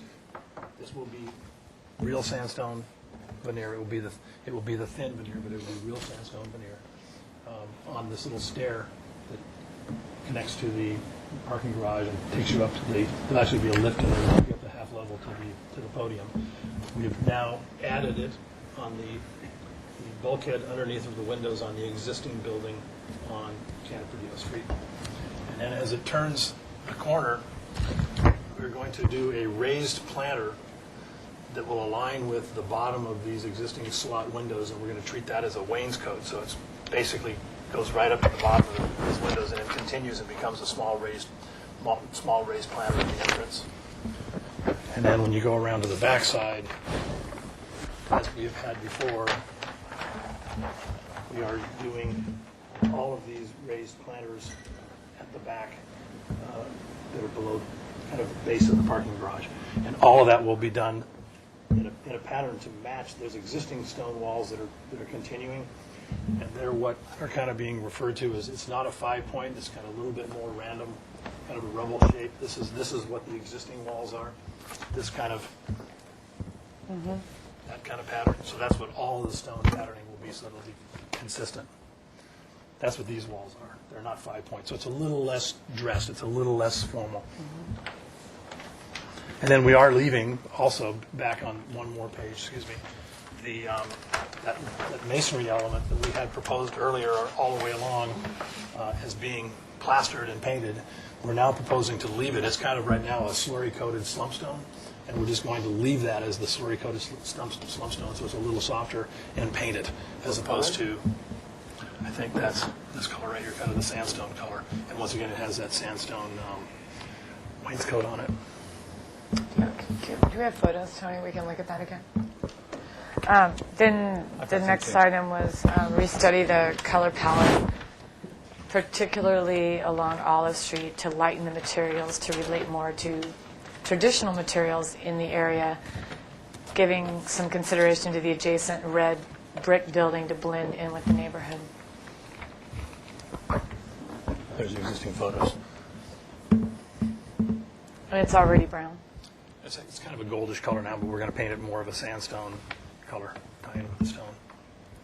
And we basically went back to the colors and we have lightened them slightly from what you've seen, and we have always been proposing this kind of brick red color, which is in all of the vertical board and batten siding areas that you can see. So we can go through the plan and show you exactly where it all is. But basically, all of the vertical board and batten, which is cementitious siding, is going to be the brick red kind of color that we've shown here.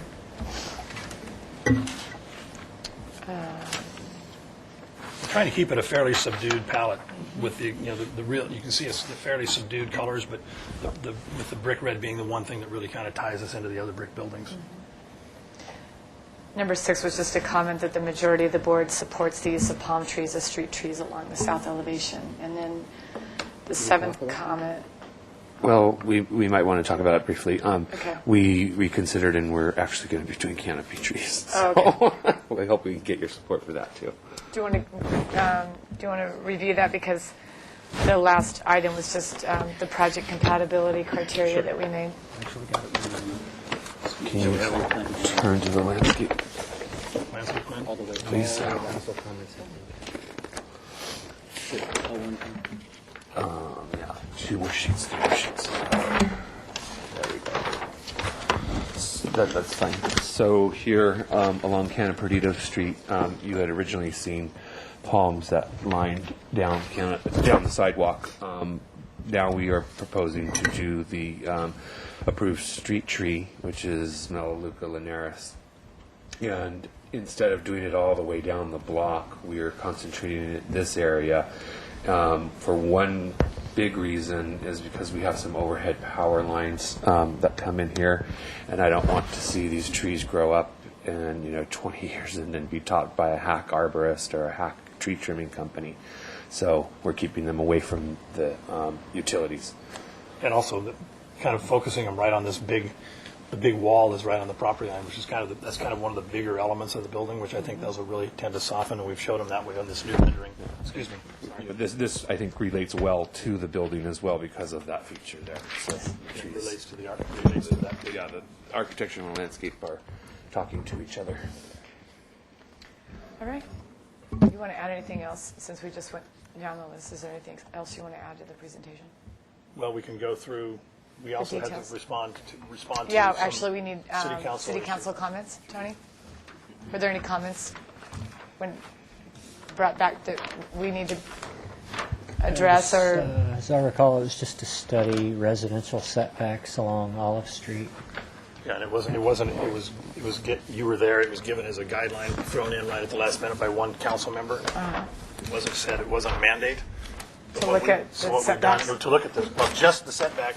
We have along Olive Street here, we have a 14-foot-8 setback to our main wall line, and if this was in R3, it would be required to be 15 feet as opposed to 14-foot-8. Actually, as it is now, it's not required to have any setback because it's a commercial zone. So we knowingly set it back to 14-foot-8. What we've done is we've done the diagram, which is the average setback calculation, as was kind of proposed, I think, by Bill Mayhem. and we average about over 27 feet of setback for the face of this building because, we have this portion at 14'8", the little stair portion that pops out a little bit further than that, and then we set way back to respect that tree. So we're trying to keep these planters at the back of the building as deep as possible, as wide as possible, so we can get some, this is the tallest side of the building, so we really want to be able to get some good landscape in there, and we're really proposing to put palm trees in this planter that more or less line up with the modules of the units, that line up with these, and if we start pushing the building back, we're just, taking it out of the planter here, and it's our opinion that 4 inches, 4 inches more on a 14'8" setback versus taking something down and making the planter smaller is really not a very good exchange of space, and especially since our setback really averages considerably more than 15 feet, and we're not required to have a setback there at all. So we would respectfully request that we would be able to leave the setbacks as we have them. That was it, Tony. Okay. That was it on that. So let's go through some of the details. We thought it would be a little easier, and I'm going to let Thomas talk about the details so we don't have to be flipping all these big pages back and forth. We kind of brought a sample of kind of where the various details are that we can point out, and then just have it open to the details. She can answer any questions. And this is kind of our color board, which has the colors keyed on them. But we found as we were taking a look at the drawings that it was also handy for just kind of pointing out the main families of details. So what we could do is essentially work from top to bottom. I can put this way over here. So kind of from top down, we've got a standing seam metal roof on the residential portion and a new gray PVC roof to re-roof the existing building at the corner existing commercial building. And this material, which is a galvanized bonderized material that would be the standing seam, fascias, and sort of eave coping, and that's essentially these 3 details here. And then where we notch the roof in to sort of break up the eave lines high and low, we've just got a sort of a tight eave condition with that bonderized metal wrapping down. That same material is being used for some little mechanical shrouds that terminate these chases as they come up, where all the apartment vents are coming up along that side of the building. So that's what's being used for the roof material. Underneath, the eaves would be the fiber cement siding that's perforated, and that would be painted white, essentially to provide for kind of the maximum visual flow from these kind of open loft units, especially up in that mezzanine level. And then elsewhere, we've got our kind of plaster cowl details. We would have a small drip coping down below, but up above we wouldn't. This would have a PVC roof on it as well, and so plaster is sort of wrapping that top to bottom, kind of inside and out. And that's painted plaster. That's painted plaster. Mm-hmm. That would be this color. And the color down below, this P4 color, is what we're proposing to kind of be the first floor of the entire project, so the existing commercial building and the first floor above grade of the new residential as well, to kind of tie those both together. We can kind of work our way down.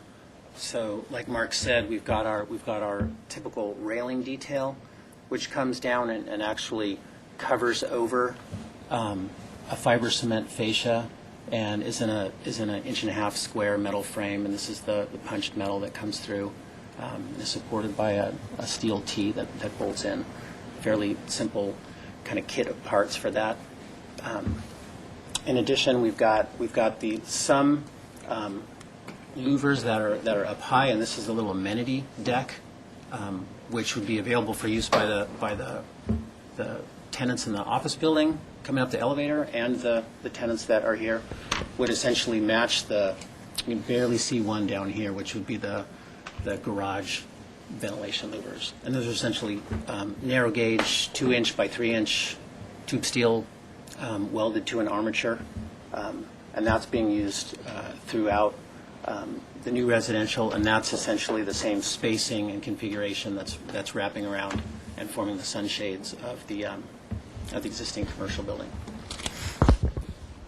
which we can show as well. Those are painted, that's all painted the brown color, which is this color that shows on the, which one it is. Yep. Is this color? Mm-hmm. So that's, yeah, it's meant to be sort of a rich kind of wood brown color. So in the existing commercial building, we've got another, should we have one? Again, those sunshades are either being field welded to an existing tube steel, and these are the ones that are out on Canon Perdido Street, being field welded and then supported with a vertical metal rod to form this sunshade. And then where we have that existing tuck under parking condition, we would be bearing a new tube steel armature down onto a board formed concrete fin, and these are also on Olive Street. They're not doing exactly the same function. So that's another method to kind of tie the rhythm of our residential units back into the existing building. these are currently at the existing commercial building. You can look at the existing photos. Those are currently like a little spindly little tube steel column that really sticking up on toothpicks, basically. So we're extending those under the existing commercial building into the poured-in-place concrete, just basically encapsulating the steel column that's there. Mm-hmm. The color of that? Natural grade concrete. Just board formed. Yeah, and now this would be a detail to that condition. That's particularly the reason we chose that is when we get into the real the podium parking structure, those are going to be an integral part of the parking podium. So to try to do that in an alternate color when you're pouring a fin and bending the steel out of it and then pouring your podium levels, you're going to get be very difficult to try to make that colored. So we feel that we like the honesty of the natural concrete, which is actually quite warm. Mm-hmm. And just going up to our new mechanical screen, that would be concealing any existing or future mechanical equipment up on that building. And again, it's the same Dutch slab siding that occurs elsewhere, so that's another material tie-in. And then just a soffit panel material, fiber cement on the inside of that. It's got a metal coping on it. And then down at the lastly, there's a little kind of eyebrow signage canopy wrapping around sort of where the Rape Crisis Center is now. And that's designed to kind of just be placed on top of that new armature. And it houses some lights in it, some down lights in it. And again, that's got the same bonderizable fascia and a little flat seam metal roof on it. What else do we have? This would be sort of the typical use of the natural cut veneer, both for the back planters. We're not proposing a cap in that location, but just to kind of continue with the kind of the Presidio pattern, which is more of a rubble type of configuration for those rear planters. And the same would be true wrapping up onto the sill of that bulkhead that's on Olive Street.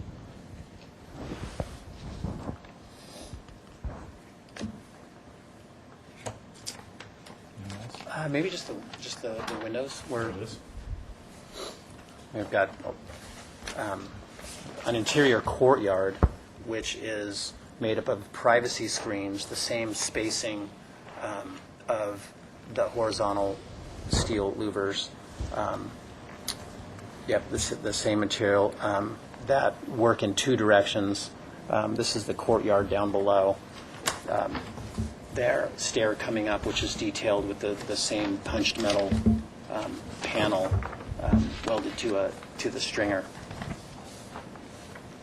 And again, this is the same metal bonderized kind of fascias that happen on all levels there.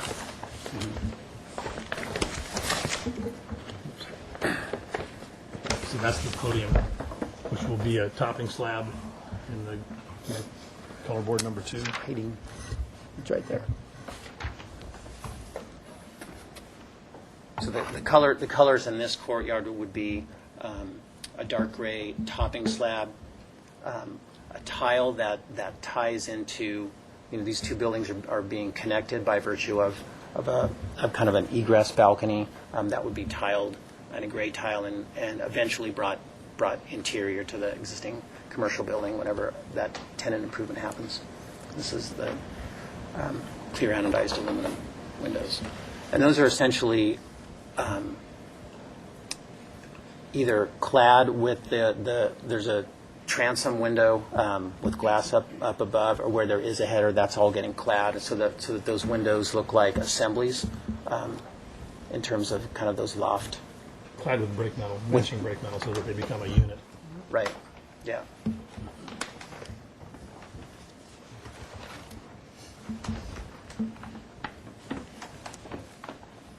And again, though, if we just flip to the windows, just to kind of march down those families of details.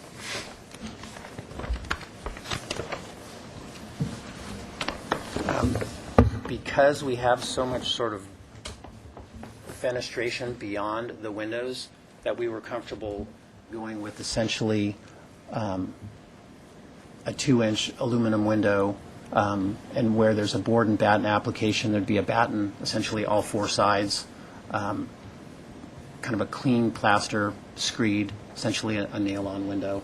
And these other various details show that brake metal conditions. And then where we have our cowl wrapping around east and west, we've just got a tight condition with a again, more of a nail fin window.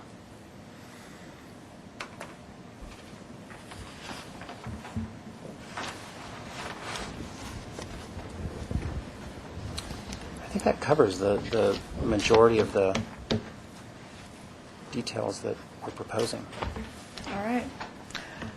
Did you want to present the landscape now, too? Final landscape? I don't think we really need to, but sure, I'll go through it Chris again. is saying no. Chris is saying no. Okay, he's calling the shots. So. Which I appreciate in the effort, because we're going to have a I don't see any issue major in a changes. minute. Yeah. So is there any public comment for this item? Okay, I'll close public comment and bring it back to the board for questions. Kirk? Well, just probably only have one or two.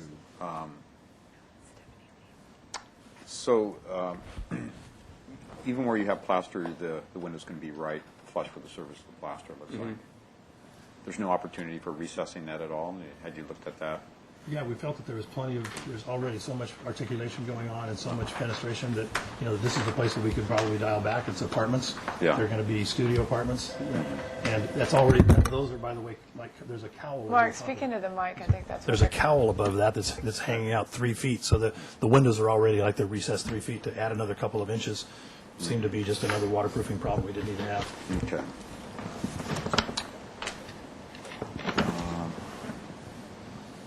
I think that's all I've got at the moment. Okay.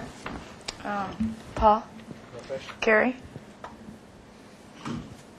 We have so many questions about the other stone veneer on the other project. I'm looking at some of your details, and I have some question on it.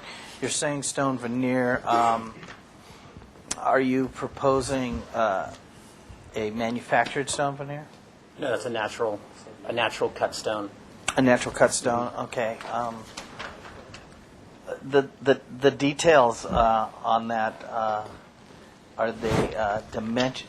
Do you have any dimensions of what that stone, what you're proposing? It's 2 inches. It's an adhered. It's such that they're manufacturing it now down at the stone yard where they're making it. It's cut to the point where it can be an adhered veneer. Does not need to be mechanically attached, which saves a tremendous amount of money. And they cut corner pieces so that they get the full 3-dimensional 5-inch. Look like they're 5 inches thick, so that when they're coming to the top cap, the piece will be 3-dimensional. It will not be mitered, so it'll be a one piece.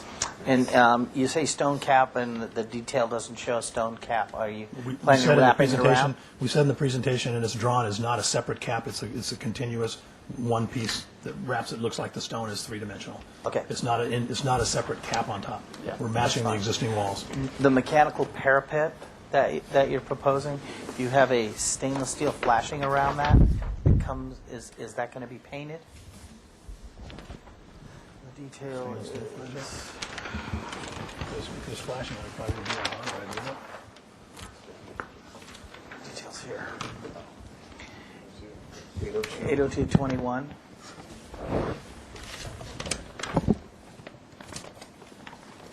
show that as a stainless steel. Is that going to be painted? I think we'd want to change that to bonderized if it says stainless steel. Yeah, I think that wants to match the roofing material. Sorry, we'll change that. Anyone?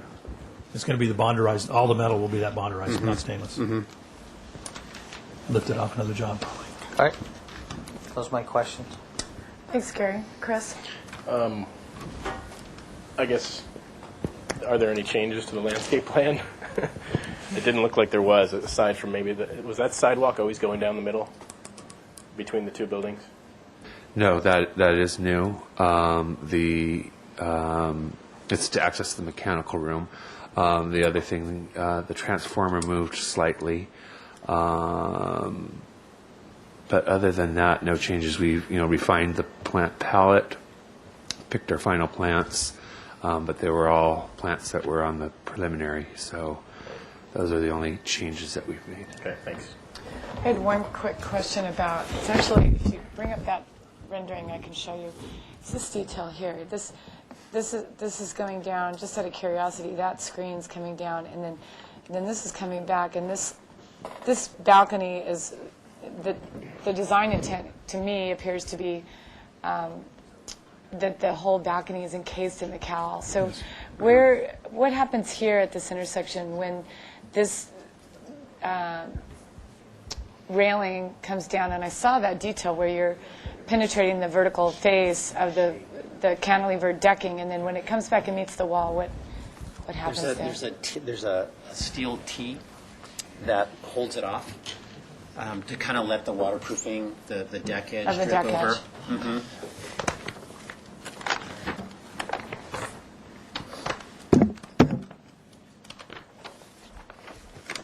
And then the wall takes over.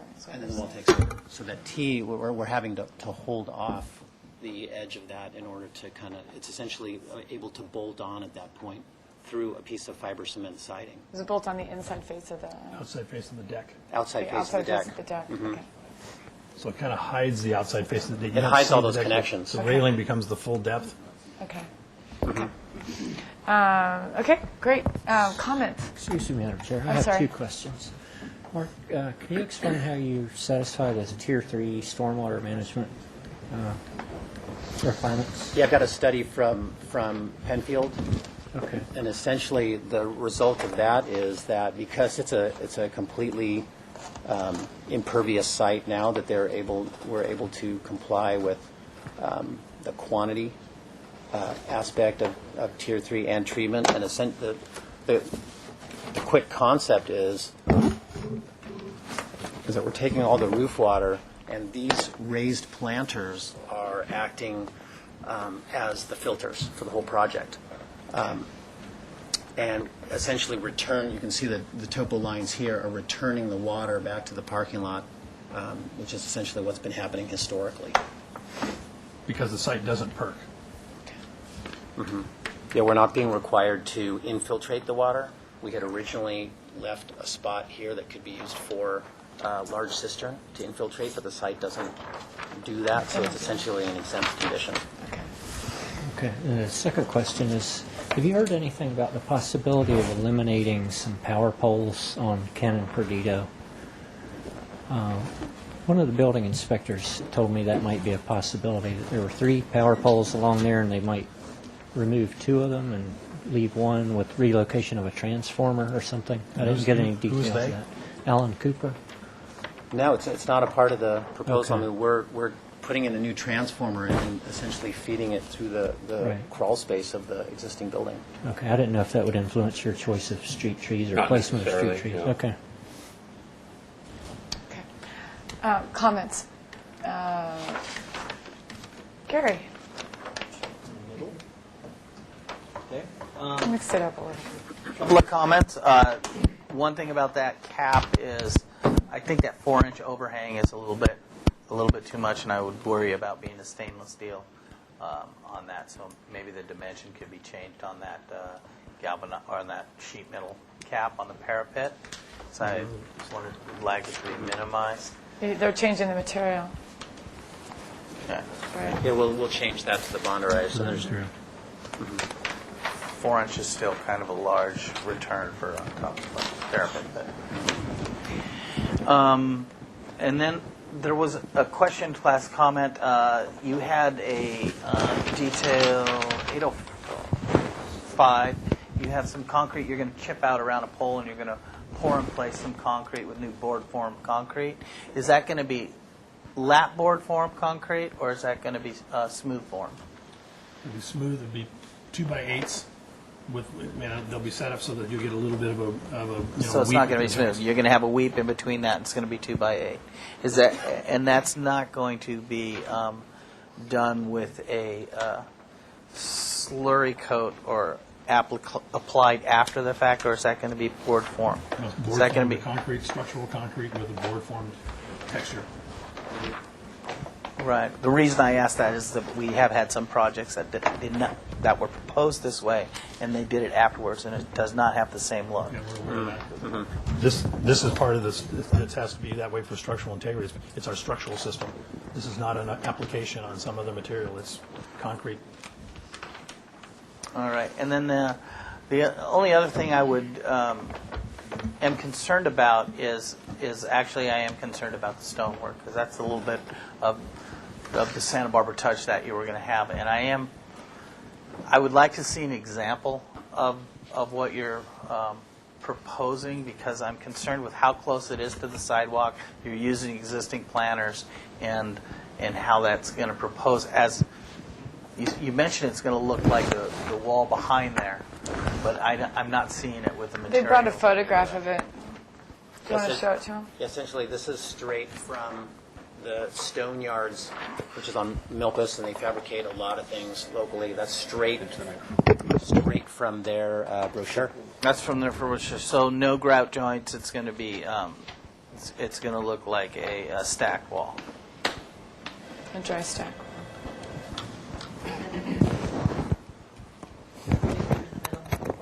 Oh, the picture needs to come over here. We just wanted Gary to see it. Yeah. So what you're proposing is a stack wall look, and is that the same as what's behind the building right now? Yes. Okay. Any more comments, Gary? No. Okay. Chris? Thanks, Madam Chair. I have been fine with the landscape, I think, for a while. The only one thing I did notice was that in the courtyard you have 5-gallon Camadoria palms called out. Is that right? Yes. 5. Correct. And I would encourage you to push those up to 15, just because 5s are going to be real short and it's pretty slow growing. And the goal behind that is get the canopy up above your head, so you're more likely to get there sooner with a 15-gallon. Okay. That's it. Kirk? No comments. Paul?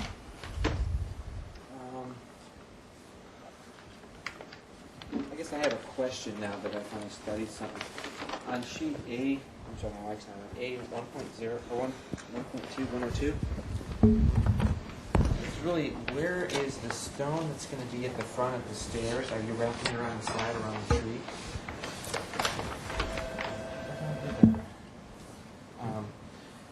This has stone right here, and it's going to come back to this point. And then I was looking at the elevations. Really, it was this particular piece here. I was noticing that this is your board form concrete. That represents this little fin and this little fin and that little fin. And then this is your metal. It's covering the opening. Sometimes it's solid and sometimes it's not. That's correct. But this has the stone that's basically going to be on all three. All three-dimensional. Yeah, actually, all And on the inside of it, all when it 4 goes sides. When it goes up the stairs, that whole block is stone all the way around. Okay. This is actually in kind of an open breezeway condition, so it's going to look great. Did you think about making this stone as you drive in and making this fin read as separate? Because there seems to be a notch right there, and that's what I wasn't seeing in that picture. And I know that's, I understand, but here there isn't one, and then I kept on. It's going to be board formed also. This is going to be board formed concrete also, because that's concrete. So it's going to, but we're holding it back so that we're expressing the column itself, and then That face will also be the board form concrete. Right. I don't think we need stone on that one face. We like this just being the one anchor and having that be Okay. the solid piece. Thank you.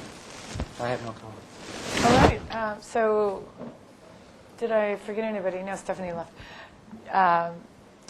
They're wanting final approval today. Does anybody want to make a motion?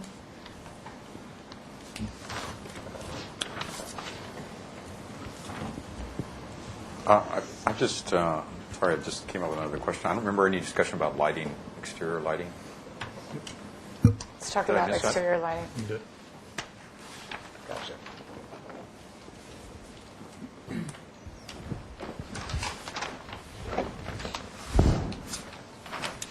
It's fairly, that's all the way to the back. Fairly straightforward.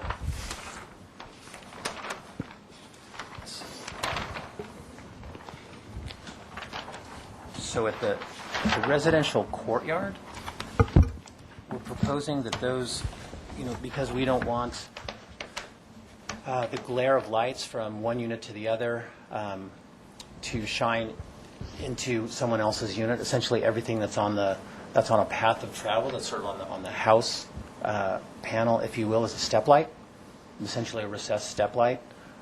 The individual units above their balconies have 4-inch diameter recessed downlight. And then the individual balconies, which show up on the corresponding unit plan, have a really simple, see if I can find it here, sconce. Have just a very simple sconce, and those are controlled by the individual tenants, essentially a porch light. These are all inside that courtyard. Yeah, there's none of those on the outside of There's the none of building. those on the outside of the building. How about the commercial building then? Commercial building, let's see. And that's a full cutoff, that seagull. It's pretty limited just to soffit lights. We've got step lights that are happening along this elevated walkway. And this is the existing entry. It's got one sort of off-center downlight. We're augmenting those with 3 others. And then in that soffit, we want to provide recessed downlighting behind that new lattice, essentially. Yeah, we think that'll be very effective because it'll be behind the lattice, so it'll be very dappled, kind of coming through. Just not shining right on the sidewalk, but it still provides for some security back there. Is that it, Thomas? Yeah, there's some bullet lights happening. Right. There are some landscape uplights on the fig tree, and some landscape uplights on the raised planters, and those are just to sort of silhouette the flax that are in there, and then also on the fig just to light up some of the trunks. And those guys are like, they're fairly small. What is it? 2 inches in diameter, about 8 inches long. You're going to add those when you submit, because they're not shown right now. They're shown on they're another the plan. other Yeah. one.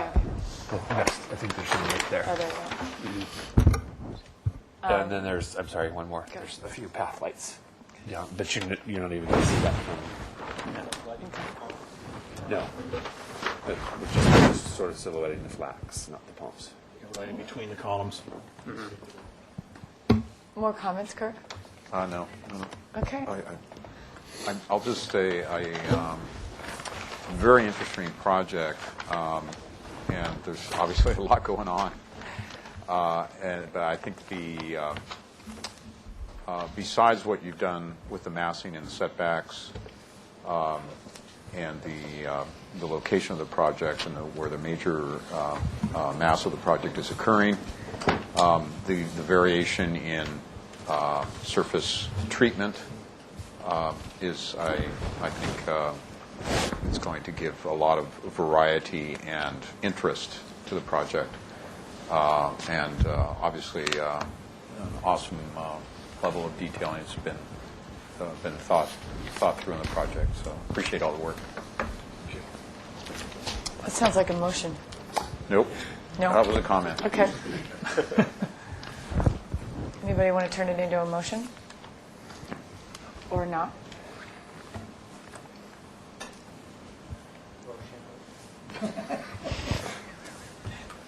Amy being I'll make a motion for final approval for the project as submitted, because I didn't hear any significant comments. Well, actually, there was a comment that there was concern about the full stone for the cap. It was verbally said that the detail was drawn as basically a thin set. So, final approval with the comment that the real Santa Barbara sandstone veneer cap shall be three-dimensional in shape, with no mortar joint or with no mitered corners at the top cap and corners. Outside corners. I didn't know anything There's about an Yeah, upsize to- from 5 to 15 gallon or something. Right. You want a second and add that to the motion? Sure. Second, and increase the Camadoria palms from 5 to 15 gallon. Okay. What we'll do is we'll also source those if we can find something that's close to 15 in a 5, because a lot of times they don't upsize those palms, right? But I hear your point. Under discussion? Yes. Okay. Under discussion? Oh, you didn't have a discussion item. No, You I said thought yes. you were going to add something. Oh, no, I wasn't. No. It was a question. All right, all those in favor, say aye. Aye. Opposed? Abstaining? Motion carries. Thank you very much. Thank you very much for your You're welcome. volunteer time. I appreciate it. Thanks. No, seriously, I did. I know. We appreciate yours, too. All right. Behind 50 minutes, going on to item number 5, 535 Olive Street.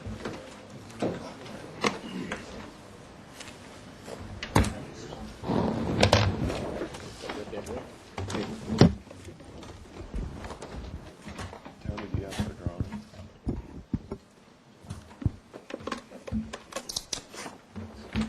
I think we can start it. Use yours as Yeah. a start.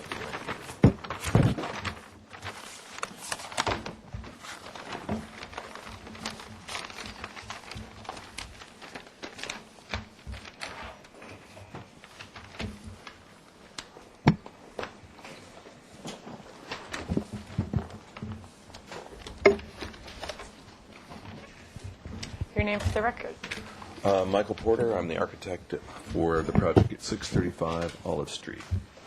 Aaron Sherson, architect as well. Robert Adams, landscape architect. All right. This project is looking for project design approval. The last time we saw it was back in September 17th. We made a motion to continue indefinitely. Do you want me to just go over the comments? Sure. One by one?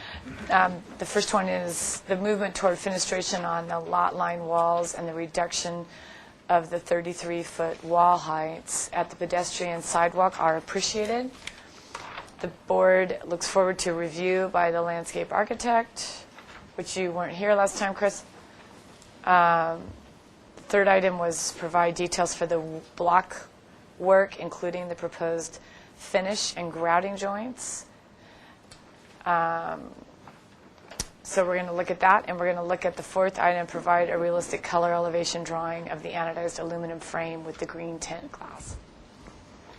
Okay, well, we've addressed all those comments, and I can do the easy ones first. Let's see. Get to our detail sheet.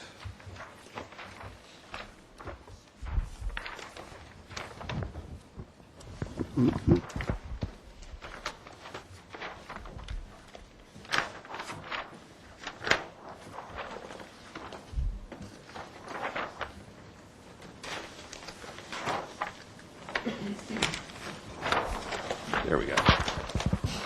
On the block, we altered the block to be burnished, and we brought samples, large sample, so that's the burnished block. So the burnishing allows, obviously, the aggregate to come up, and then that aggregate tone works with the tone of both our stucco color and our Core 10. And then we called out for a deep concave joint, which makes it look like raked brick on our joint detail for the concrete block. I think the other comments were about landscape, and we should also talk a little bit about, let me just pull this. The other comment was actually about providing a color elevation drawing of the anodized aluminum frame with green tint glass. Yeah, we just altered the tonality of the prints to see if that worked a little bit better. Can you put the color board next to it? Next sheet over.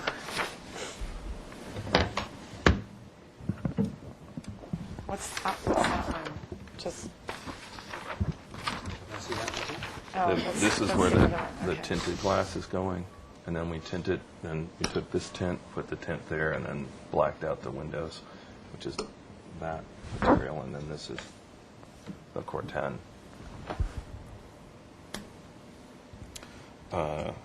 And I think, was there a question yet? Okay. And then the other elevation Yeah, is because the here. other one did with the orange door. Great.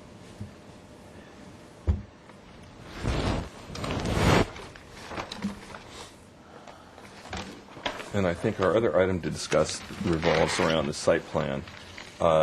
We had a long discussion with Steve Foley in Transportation, and this is the first project for I don't know how many blocks on Ortega where they want to implement the pedestrian master plan and put the sidewalk adjacent to the property line and have basically the transportation department wanted concrete from sidewalk to curb with tree well cutouts. But they want to hear your input about placing landscape in strips, and we put the street tree in. As a result of that, the sidewalk is pushed up against our PL, and what we did is we moved our building back a little bit as well as the scrim back a little bit, and then we put in a line of green screen, which you can see on our elevation.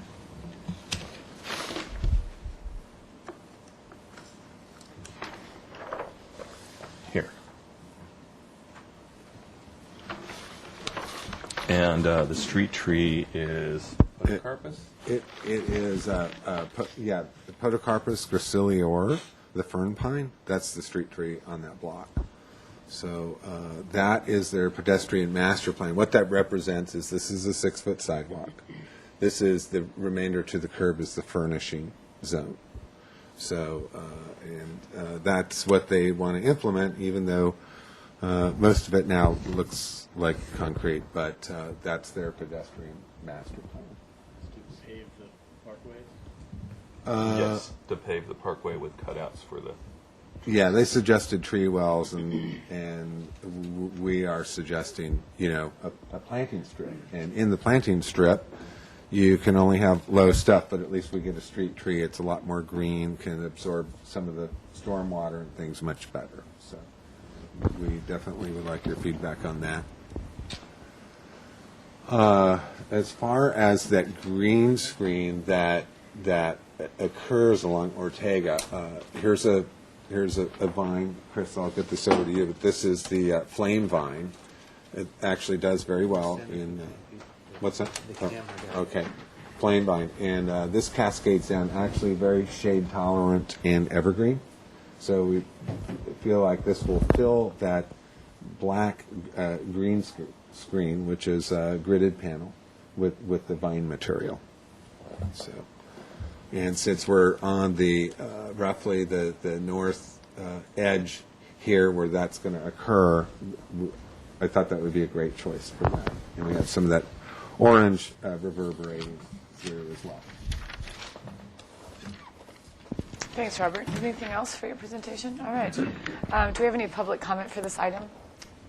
All right, I'll close public comment. Questions from the board? Chris? Yes, just one question regarding the sidewalk. Can you review that one more time? They wanted the sidewalk to be up against the... Property they want a line. 9-foot, or they want a 6-foot pushed up against the They street? want effectively a 6-foot walkway up against the property line. And the pedestrian master plan shows, and the transportation department was recommending tree wells, and the trees are going to would be on 20-foot centers, and so you can't put one at the corner here. And there's only this space here for a tree, street tree, and the street tree along Ortega is podocarpus. And so the pedestrian master plan shows concrete from here to here. Okay. So what just to Yeah, segue off that I want question. staff to verify that. What that represents, okay, let me just explain. What it represents is 6-foot width pathway to be consistent, or sidewalk, okay? So it's fully accessible, everyone has a straight route, and this other area is really what they call the furnishing zone. When I asked Steve Foley about that, it's really the utility zone. It's really where they put utilities. Well, it's also you can also the street, put street trees. The street, not only the street trees, but the street signs benches, and all of that in the front. So just to segue off that question, transportation is asking for this whole thing to be paved. Why, right? So why are you proposing landscaping here? Because they suggested that if we got direction from you, they would acquiesce to having landscaping in that zone. But that zone only allows 8 inches of material, whereas if we're on the other side, we could have more substantial material. In other words, when you have a parking strip like this, a furnishing zone that you plant, it can only be 8 inches in height, because you can have a street tree, but they don't like to see that as a trip hazard for anyone. That's the way they're looking at this pedestrian. And we've also been master allowing plan. an 18-inch height where it's red. What's that? So we've also is that been, right? Yeah. Great. Yeah. So that would be. That's even better. So and again, just segueing off that, you're proposing to irrigate it and plant it and maintain it. Right. I'm curious why the transportation department would think that was. Why would we want 10 feet of concrete? I'm asking staff that. I'd like to know. From the roadway. Since when is this? That's not part of Plan Santa Barbara. Where did this come from? That It's concrete from. I will tell you, because we had an extensive discussion about it. It's from the pedestrian master plan, and none of that master plan has been implemented on Ortega, period. So on Ortega, the rest of Ortega is basically 4 foot of landscape strip up against the PL and 6 foot of concrete at the street with wells. So they'd rather have 10 feet of concrete rather than 6. No, I think 6 is minimum. Yeah, 6 is minimum. And the object there against the property line. They want to have the 6 foot on that side up against the PL, because when you have a driveway cut, if you didn't, then you'd have have to work ADA kind of banking around as opposed to a straight shot. And the minimum. Okay, we get that. We get that. Sorry, I didn't want to cut you off. We're just really behind. More questions, Chris? Gary? Paul? Kirk? Comments? Well, actually, I did have a question. I didn't see detail for the windows on the block. Is that somewhere in the plan? This is for project design approval, too. So, okay. I didn't make a detail for that, but comments? I'll pass. Kurt, let me just go back on that. I know I sketched a detail for it, so I don't know if it wound up there. It did. So we're going to inset the windows on the block, so we get a shout out. Thanks. Great. You're going to pass for the moment. How about you, Chris? Want to start? Sure. As far as comments go, I think we strongly feel that the parkway is a good idea, and that, for the future, if this is actually part of the pedestrian outlook that's going to be proposed for the city, that they look for ABR input in the future, because it seems ridiculous. Is that it? All right. Gary? Yeah. I would agree with Chris on the planting strips, and I think it's kind of outrageous that they would even propose that. Okay. concrete would be in. Concur with Gary. Back to you. Comments? I don't have any comments. All right. They're looking for project design approval today. I'll make project design approval, or I'll make the motion for project design approval, returning back to consent with the details and necessary drawings. Landscape architect to look for opportunities for taller landscaping in the planting strips at the red zones, if that is allowed by the city, and make note in the motion that ABR would like to see landscaping in this planter strip to soften the sidewalk appearance, and finds that the 6-foot sidewalk is appropriate width. Thanks, Paul. Can I have somebody second the motion? Seconded by Chris. Under discussion? Anything? All those in Excuse me, favor? Madam Chair. Oh, we need to make development plan approval findings. It's the proposed development complies with all provisions of the ordinance, consistent with principles of sound community planning, will not have significant adverse impact on the neighborhood aesthetic, character, and mass, bulk, and scale of the development, is compatible with the neighborhood. Development will not have a significant unmitigated adverse impact upon the South Coast affordable housing stock. Development will not have a significant unmitigated adverse impact on city's water resources or traffic impacts, and resources will be available and traffic improvements will be in place at the time of project occupancy. Okay, and one more item for a condition would be, I can't say. The environmental assessment, we had them prepare a phase 1 archaeological study, and that study said there should be a condition on the plans that says if any unexpected resources are discovered during the work, that the work be halted, and a consultant called it. We call that the standard archaeological discovery condition. That shouldn't be on here? That should be in the motion. Okay. Okay. So add that part about the archaeological stuff to the motion. It all makes sense. And does staff have any other comments? Does the staff support all this? Have staff reviewed? Yeah, we prepared that for you. The first page lists what the findings are, and then the second page kind of just states that the project meets the findings. It basically says staff finds that the project is consistent with the required findings and recommendations. Okay. So then I will add the motions 1 through 7, or the bullet points found in this document dated October 8th for project design approval. Any more discussion? All those in favor say aye. Aye. Opposed? Kirk opposed. I'm abstaining. Motion carries. I'm abstaining because I didn't, I wasn't here for the last review. What? Okay. Thank you. As he stated, 10-day appeal period. Thank you. Okay, thank you very much.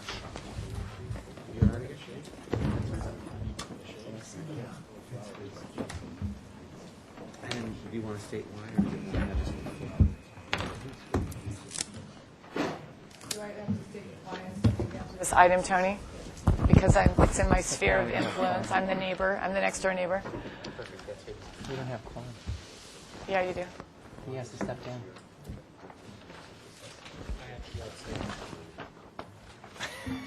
Well, we talked about this. We talked about this before. Right. If we had finished the 4-6, we were going to have a 4. Oh. We finished after 6. So that's why we said we were going to try to do the best we could. Yeah, I stated yesterday that I had to step down, and I think probably Chris stated yesterday. So we didn't know today that we were losing Stephanie, and if we weren't losing Stephanie and we weren't losing Gary. Even if I stay, there's 3. That's right. So we had a problem at the beginning of the day then for this one. Thanks for the update. Did yeah, I guess it's unfortunate that you didn't know that Gary had to leave and that Stephanie had to leave until today.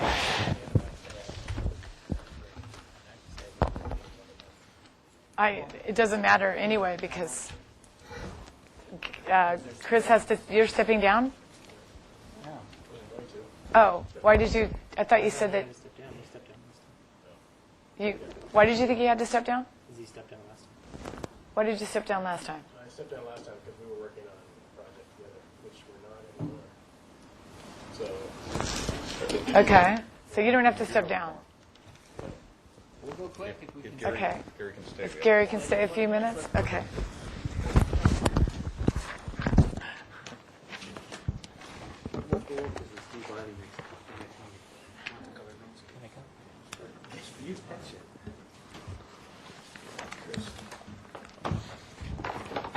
So all that was just recorded.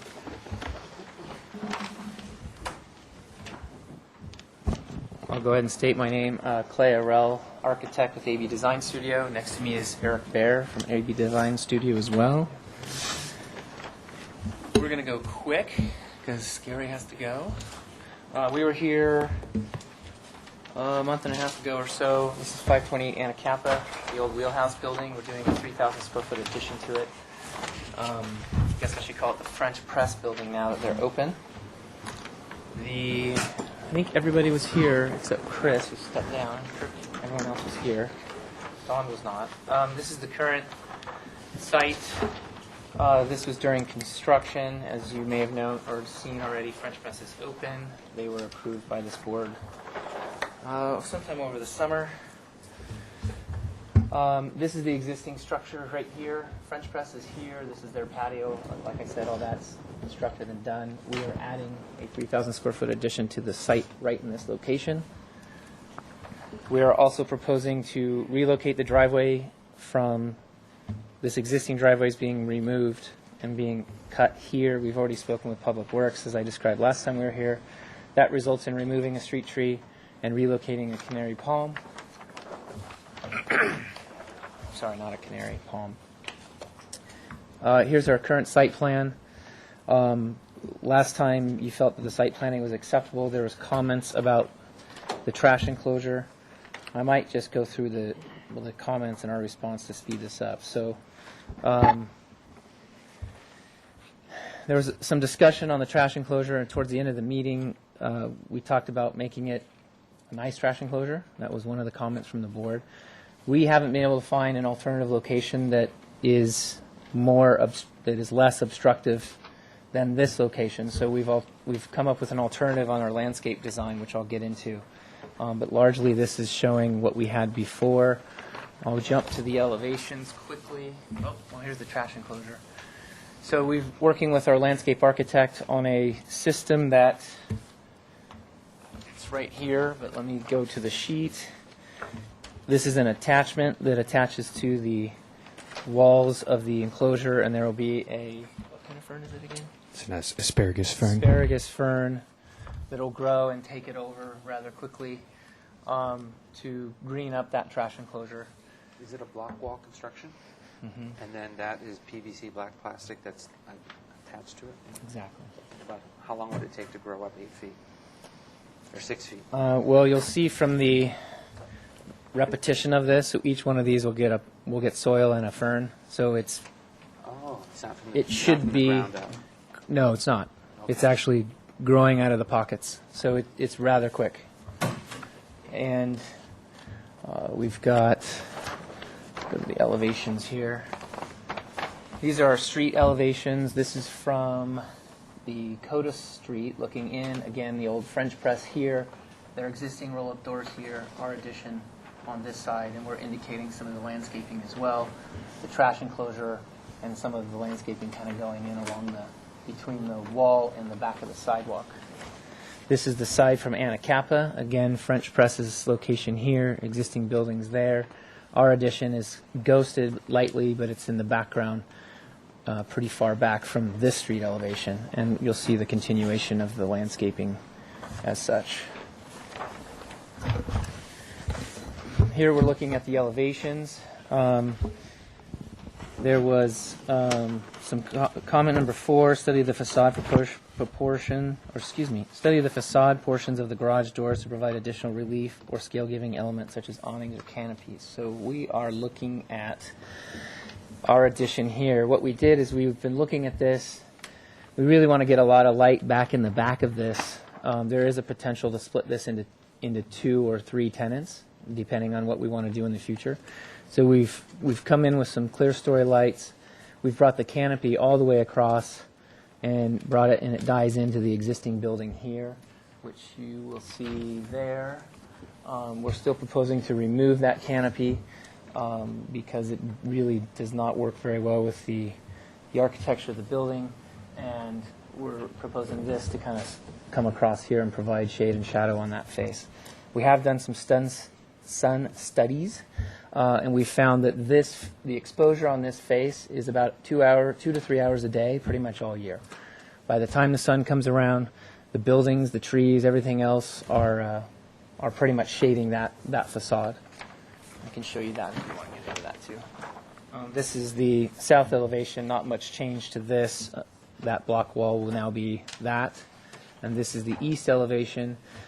Gary had a comment, I think, last time about studying this facade. What we have there today is a 6-foot block wall. We're proposing to rebuild that and come up with this. Because we're property line and because we can't really do openings and those sorts of things, we're opting with a nice smooth troweled plaster on the building with some reglet details to kind of break up the expanse of it. But we're pretty limited on what we can do. And the parapets need to be 30 inches because we're on the property line, and we all know those sorts of things. But here's some imagery of the project. Again, looking from more or less the corner back into the site. So this is the existing building here and our addition there. We're using some of the similar materials that they proposed. We do have a color board that is emblematic of the materials that are here today and what we intend to use in the future. We originally came in with block walls on this building. We've gone with just a plastered wall instead, and these are just some different views of the project.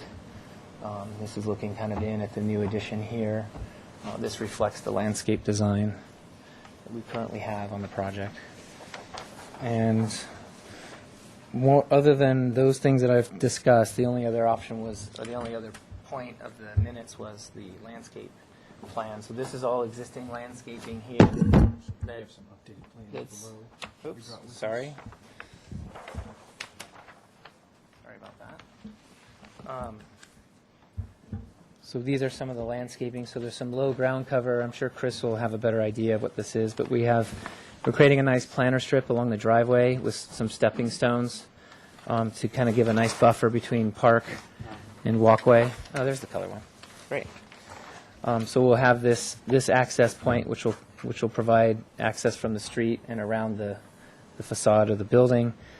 Here's where we're relocating that palm, and we've got some of the plantings here. And this is, again, the trash enclosure with the asparagus ferns around that, and then some low ground cover, and mostly these and that little... sorry, Chris, I'm going to butcher these, but the Libertia and the Omandra. It's hard to read these upside down. It's hard to read them normal. But there's not a lot of landscape opportunities, so I think what's great about the plan right now is that we're dealing with the buffer. The rest of this is pretty much the way it is today, and then we have some... You want to just mention there's one new street tree? Oh, yeah, thank you. Since we're removing this tree for the driveway, we're proposing another tree in this location here. And that's whatever the city says is the proper It's tree. the... help me out, Chris. What's the... It looks like this. It's the... bottle... Paper bark. That's what it is. This is an example of the asparagus fern walls on the trash enclosure. Great. These are some samples of the stuff. So I think they're cool. I think it'll be really neat looking, actually. Anything else for your presentation? No, I'm done. I'll open the public comment. Is there anyone wishing to speak? Seeing no comments, I will close public comment, return it back to the board for questions. We also have development plan approval. And Yes. We're requesting PDA. Project design approval. First of all, it says staff finds that the project is consistent with the required findings. Okay. That was easy. Question for you is irrigation for all those little mini pockets. Is it misted? How does that work? It's just a little drip that runs every couple feet vertically. And then once it's established, does it get water from the moisture from the air, or it has to be watered forever? Yeah, you're probably asking the wrong guy, but Okay. what I understand from talking with Lane is that we need a little drip system in there. Once it gets established, it's probably minimized after that. Excuse me, Mr. Chair. This project, the environmental review on this one will have that standard archaeological discovery condition that we described for the previous project. That makes complete sense. Go ahead and add that to the minutes. The color board matches 100% of the French press. French I assumed it would. Does anybody have any questions or comments? I have a generic question for the board having to deal with the locations of the mechanical units that are on the roof. It appears that they're in the center of the building, but if we locate them, say, 2/3 from the front and 1/3 from the back, they'll be less seen from the primary streets, but they'll be more seen from the empty lot next door, but eventually there'll be a building put there. Does anyone have a comment, or just leave it?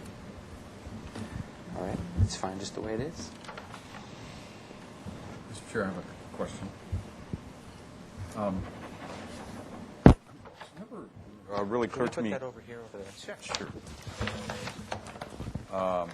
These pressed panels, sheet metal panels above the windows, were those, what is the function of those? Is it decorative or? Yeah. We're repeating the detail, but a slightly different scale, given the scale of our addition, slightly larger. Yeah, I noticed that. They're just a galvanized panel. Mm-hmm.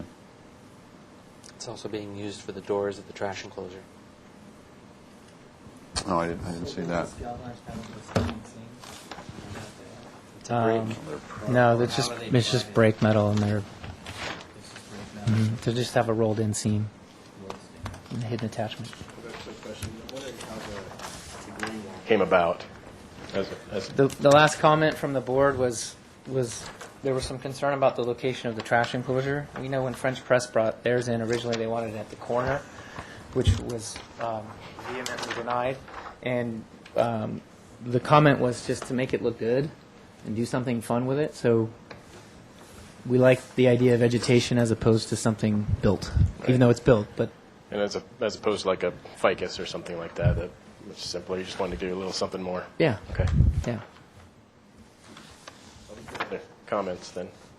I think we'll jump to comments. Yes. Okay, unless anybody else has any questions. But I guess my only concern is that the wall in the trash enclosure, and that if it's not successful for any reason, it's going to be quite ugly. So I think for a final approval, we should put a stipulation in there for maintaining that. As plants die out, they're replenished, and so it's kept up. Okay. Either that or go to something more simple. But I like taking the risk of doing that and to see if it works. But if it is unsuccessful, it'll be an eyesore. Got it. So hopefully you can replace those as needed. Comments from anybody else? Mr. Chair. Kirk.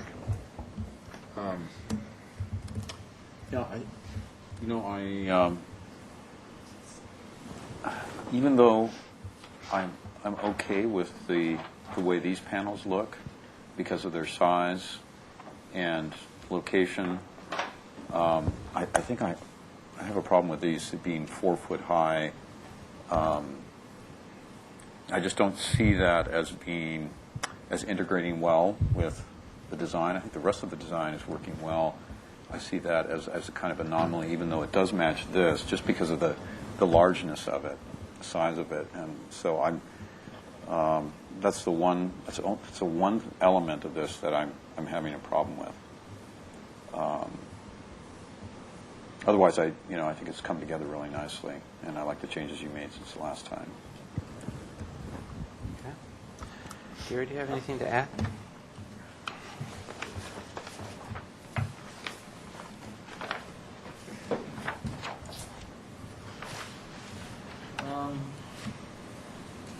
No, but I share sentiments with Kurt on those panels. Although I do think it needs an element there. I think that maybe the size of them is a problem. So maybe that could be studied. But other than that, I appreciate the plaster on the back side of the wall, and I think the playfulness and the creativeness of using asparagus furnace on the trash enclosure is unique, and I share some sentiments with Chris if it doesn't work, given that we haven't seen something like that. But how would we know if it works if we don't try it? So let's give it a whirl. But yeah, I would say the one thing that bothers me is that the sheet metal, how they're joined together, and the fact that they don't have a top and the sides to them doesn't seem to work the same way as it does at the French press. Okay. Do we feel strong enough that this project can be given preliminary design approval with the comment for additional studies or details in certain regions, certain details? I'm comfortable with that. Okay. Would you consider that maybe a different color plaster or maybe a metal slat that would resemble something there? Or?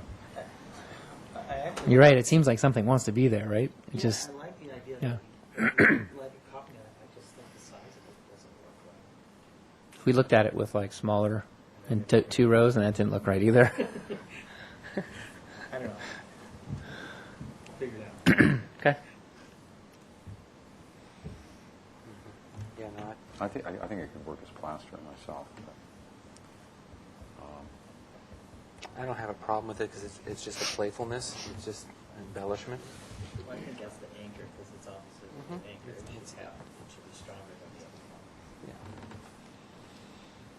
one. well, I'll make a motion for project design approval with the necessary findings that are consistent with the project compatibility analysis. Does that adequately cover it, or do we need to go through each item? No, you could just say with the development plan approval findings 1 through 7, as outlined in the staff memo. Okay, so we can do that. Is there someone who wants a second? Oh. And with the comment that when you return, indefinite continuance or 2 weeks, when you want to come back? Indefinite. When you return to the full board with details to restudy the sheet metal detail over the main entrance canopy. Okay. Is there someone who wants to second that? Second by Gary. Just to add to the minutes or the motion about the archaeological findings that Tony made reference to. Yeah, and also that the board is concerned about the trash enclosure detail. That if the planting for some reason becomes unsightly, yeah, that if the green does not cover the PVC or the plastic, that it potentially could be unsightly. So do you want to add a note that they're built in? If this doesn't work, then apply ficus vines. Is that what you would say? I was thinking that, it depends. If it's a massive failure, which I doubt it would be, then I would redo with ficus or something to that effect, or boson ivy. But if it's only one here, one there, they should just be replanted. How could that get incorporated into Ask him to the put plan? some notes or a semi-condition on their landscape plan that they They just as a concern with our landscape architect. There you go. There's a requirement that all ABR-approved landscape plans for commercial and multifamily be maintained. So we could enforce on it if it wasn't maintained. Okay. Yeah. We want to that would be great to see it work, and if it doesn't, we have a fallback position. So with that, is there any other discussion? If not, I'll call for a vote. All in favor? Aye. Aye. Opposed? Motion carries. Indefinite continuance back to full board. And that is the end of ABR for today. Thank you very much. Thank you.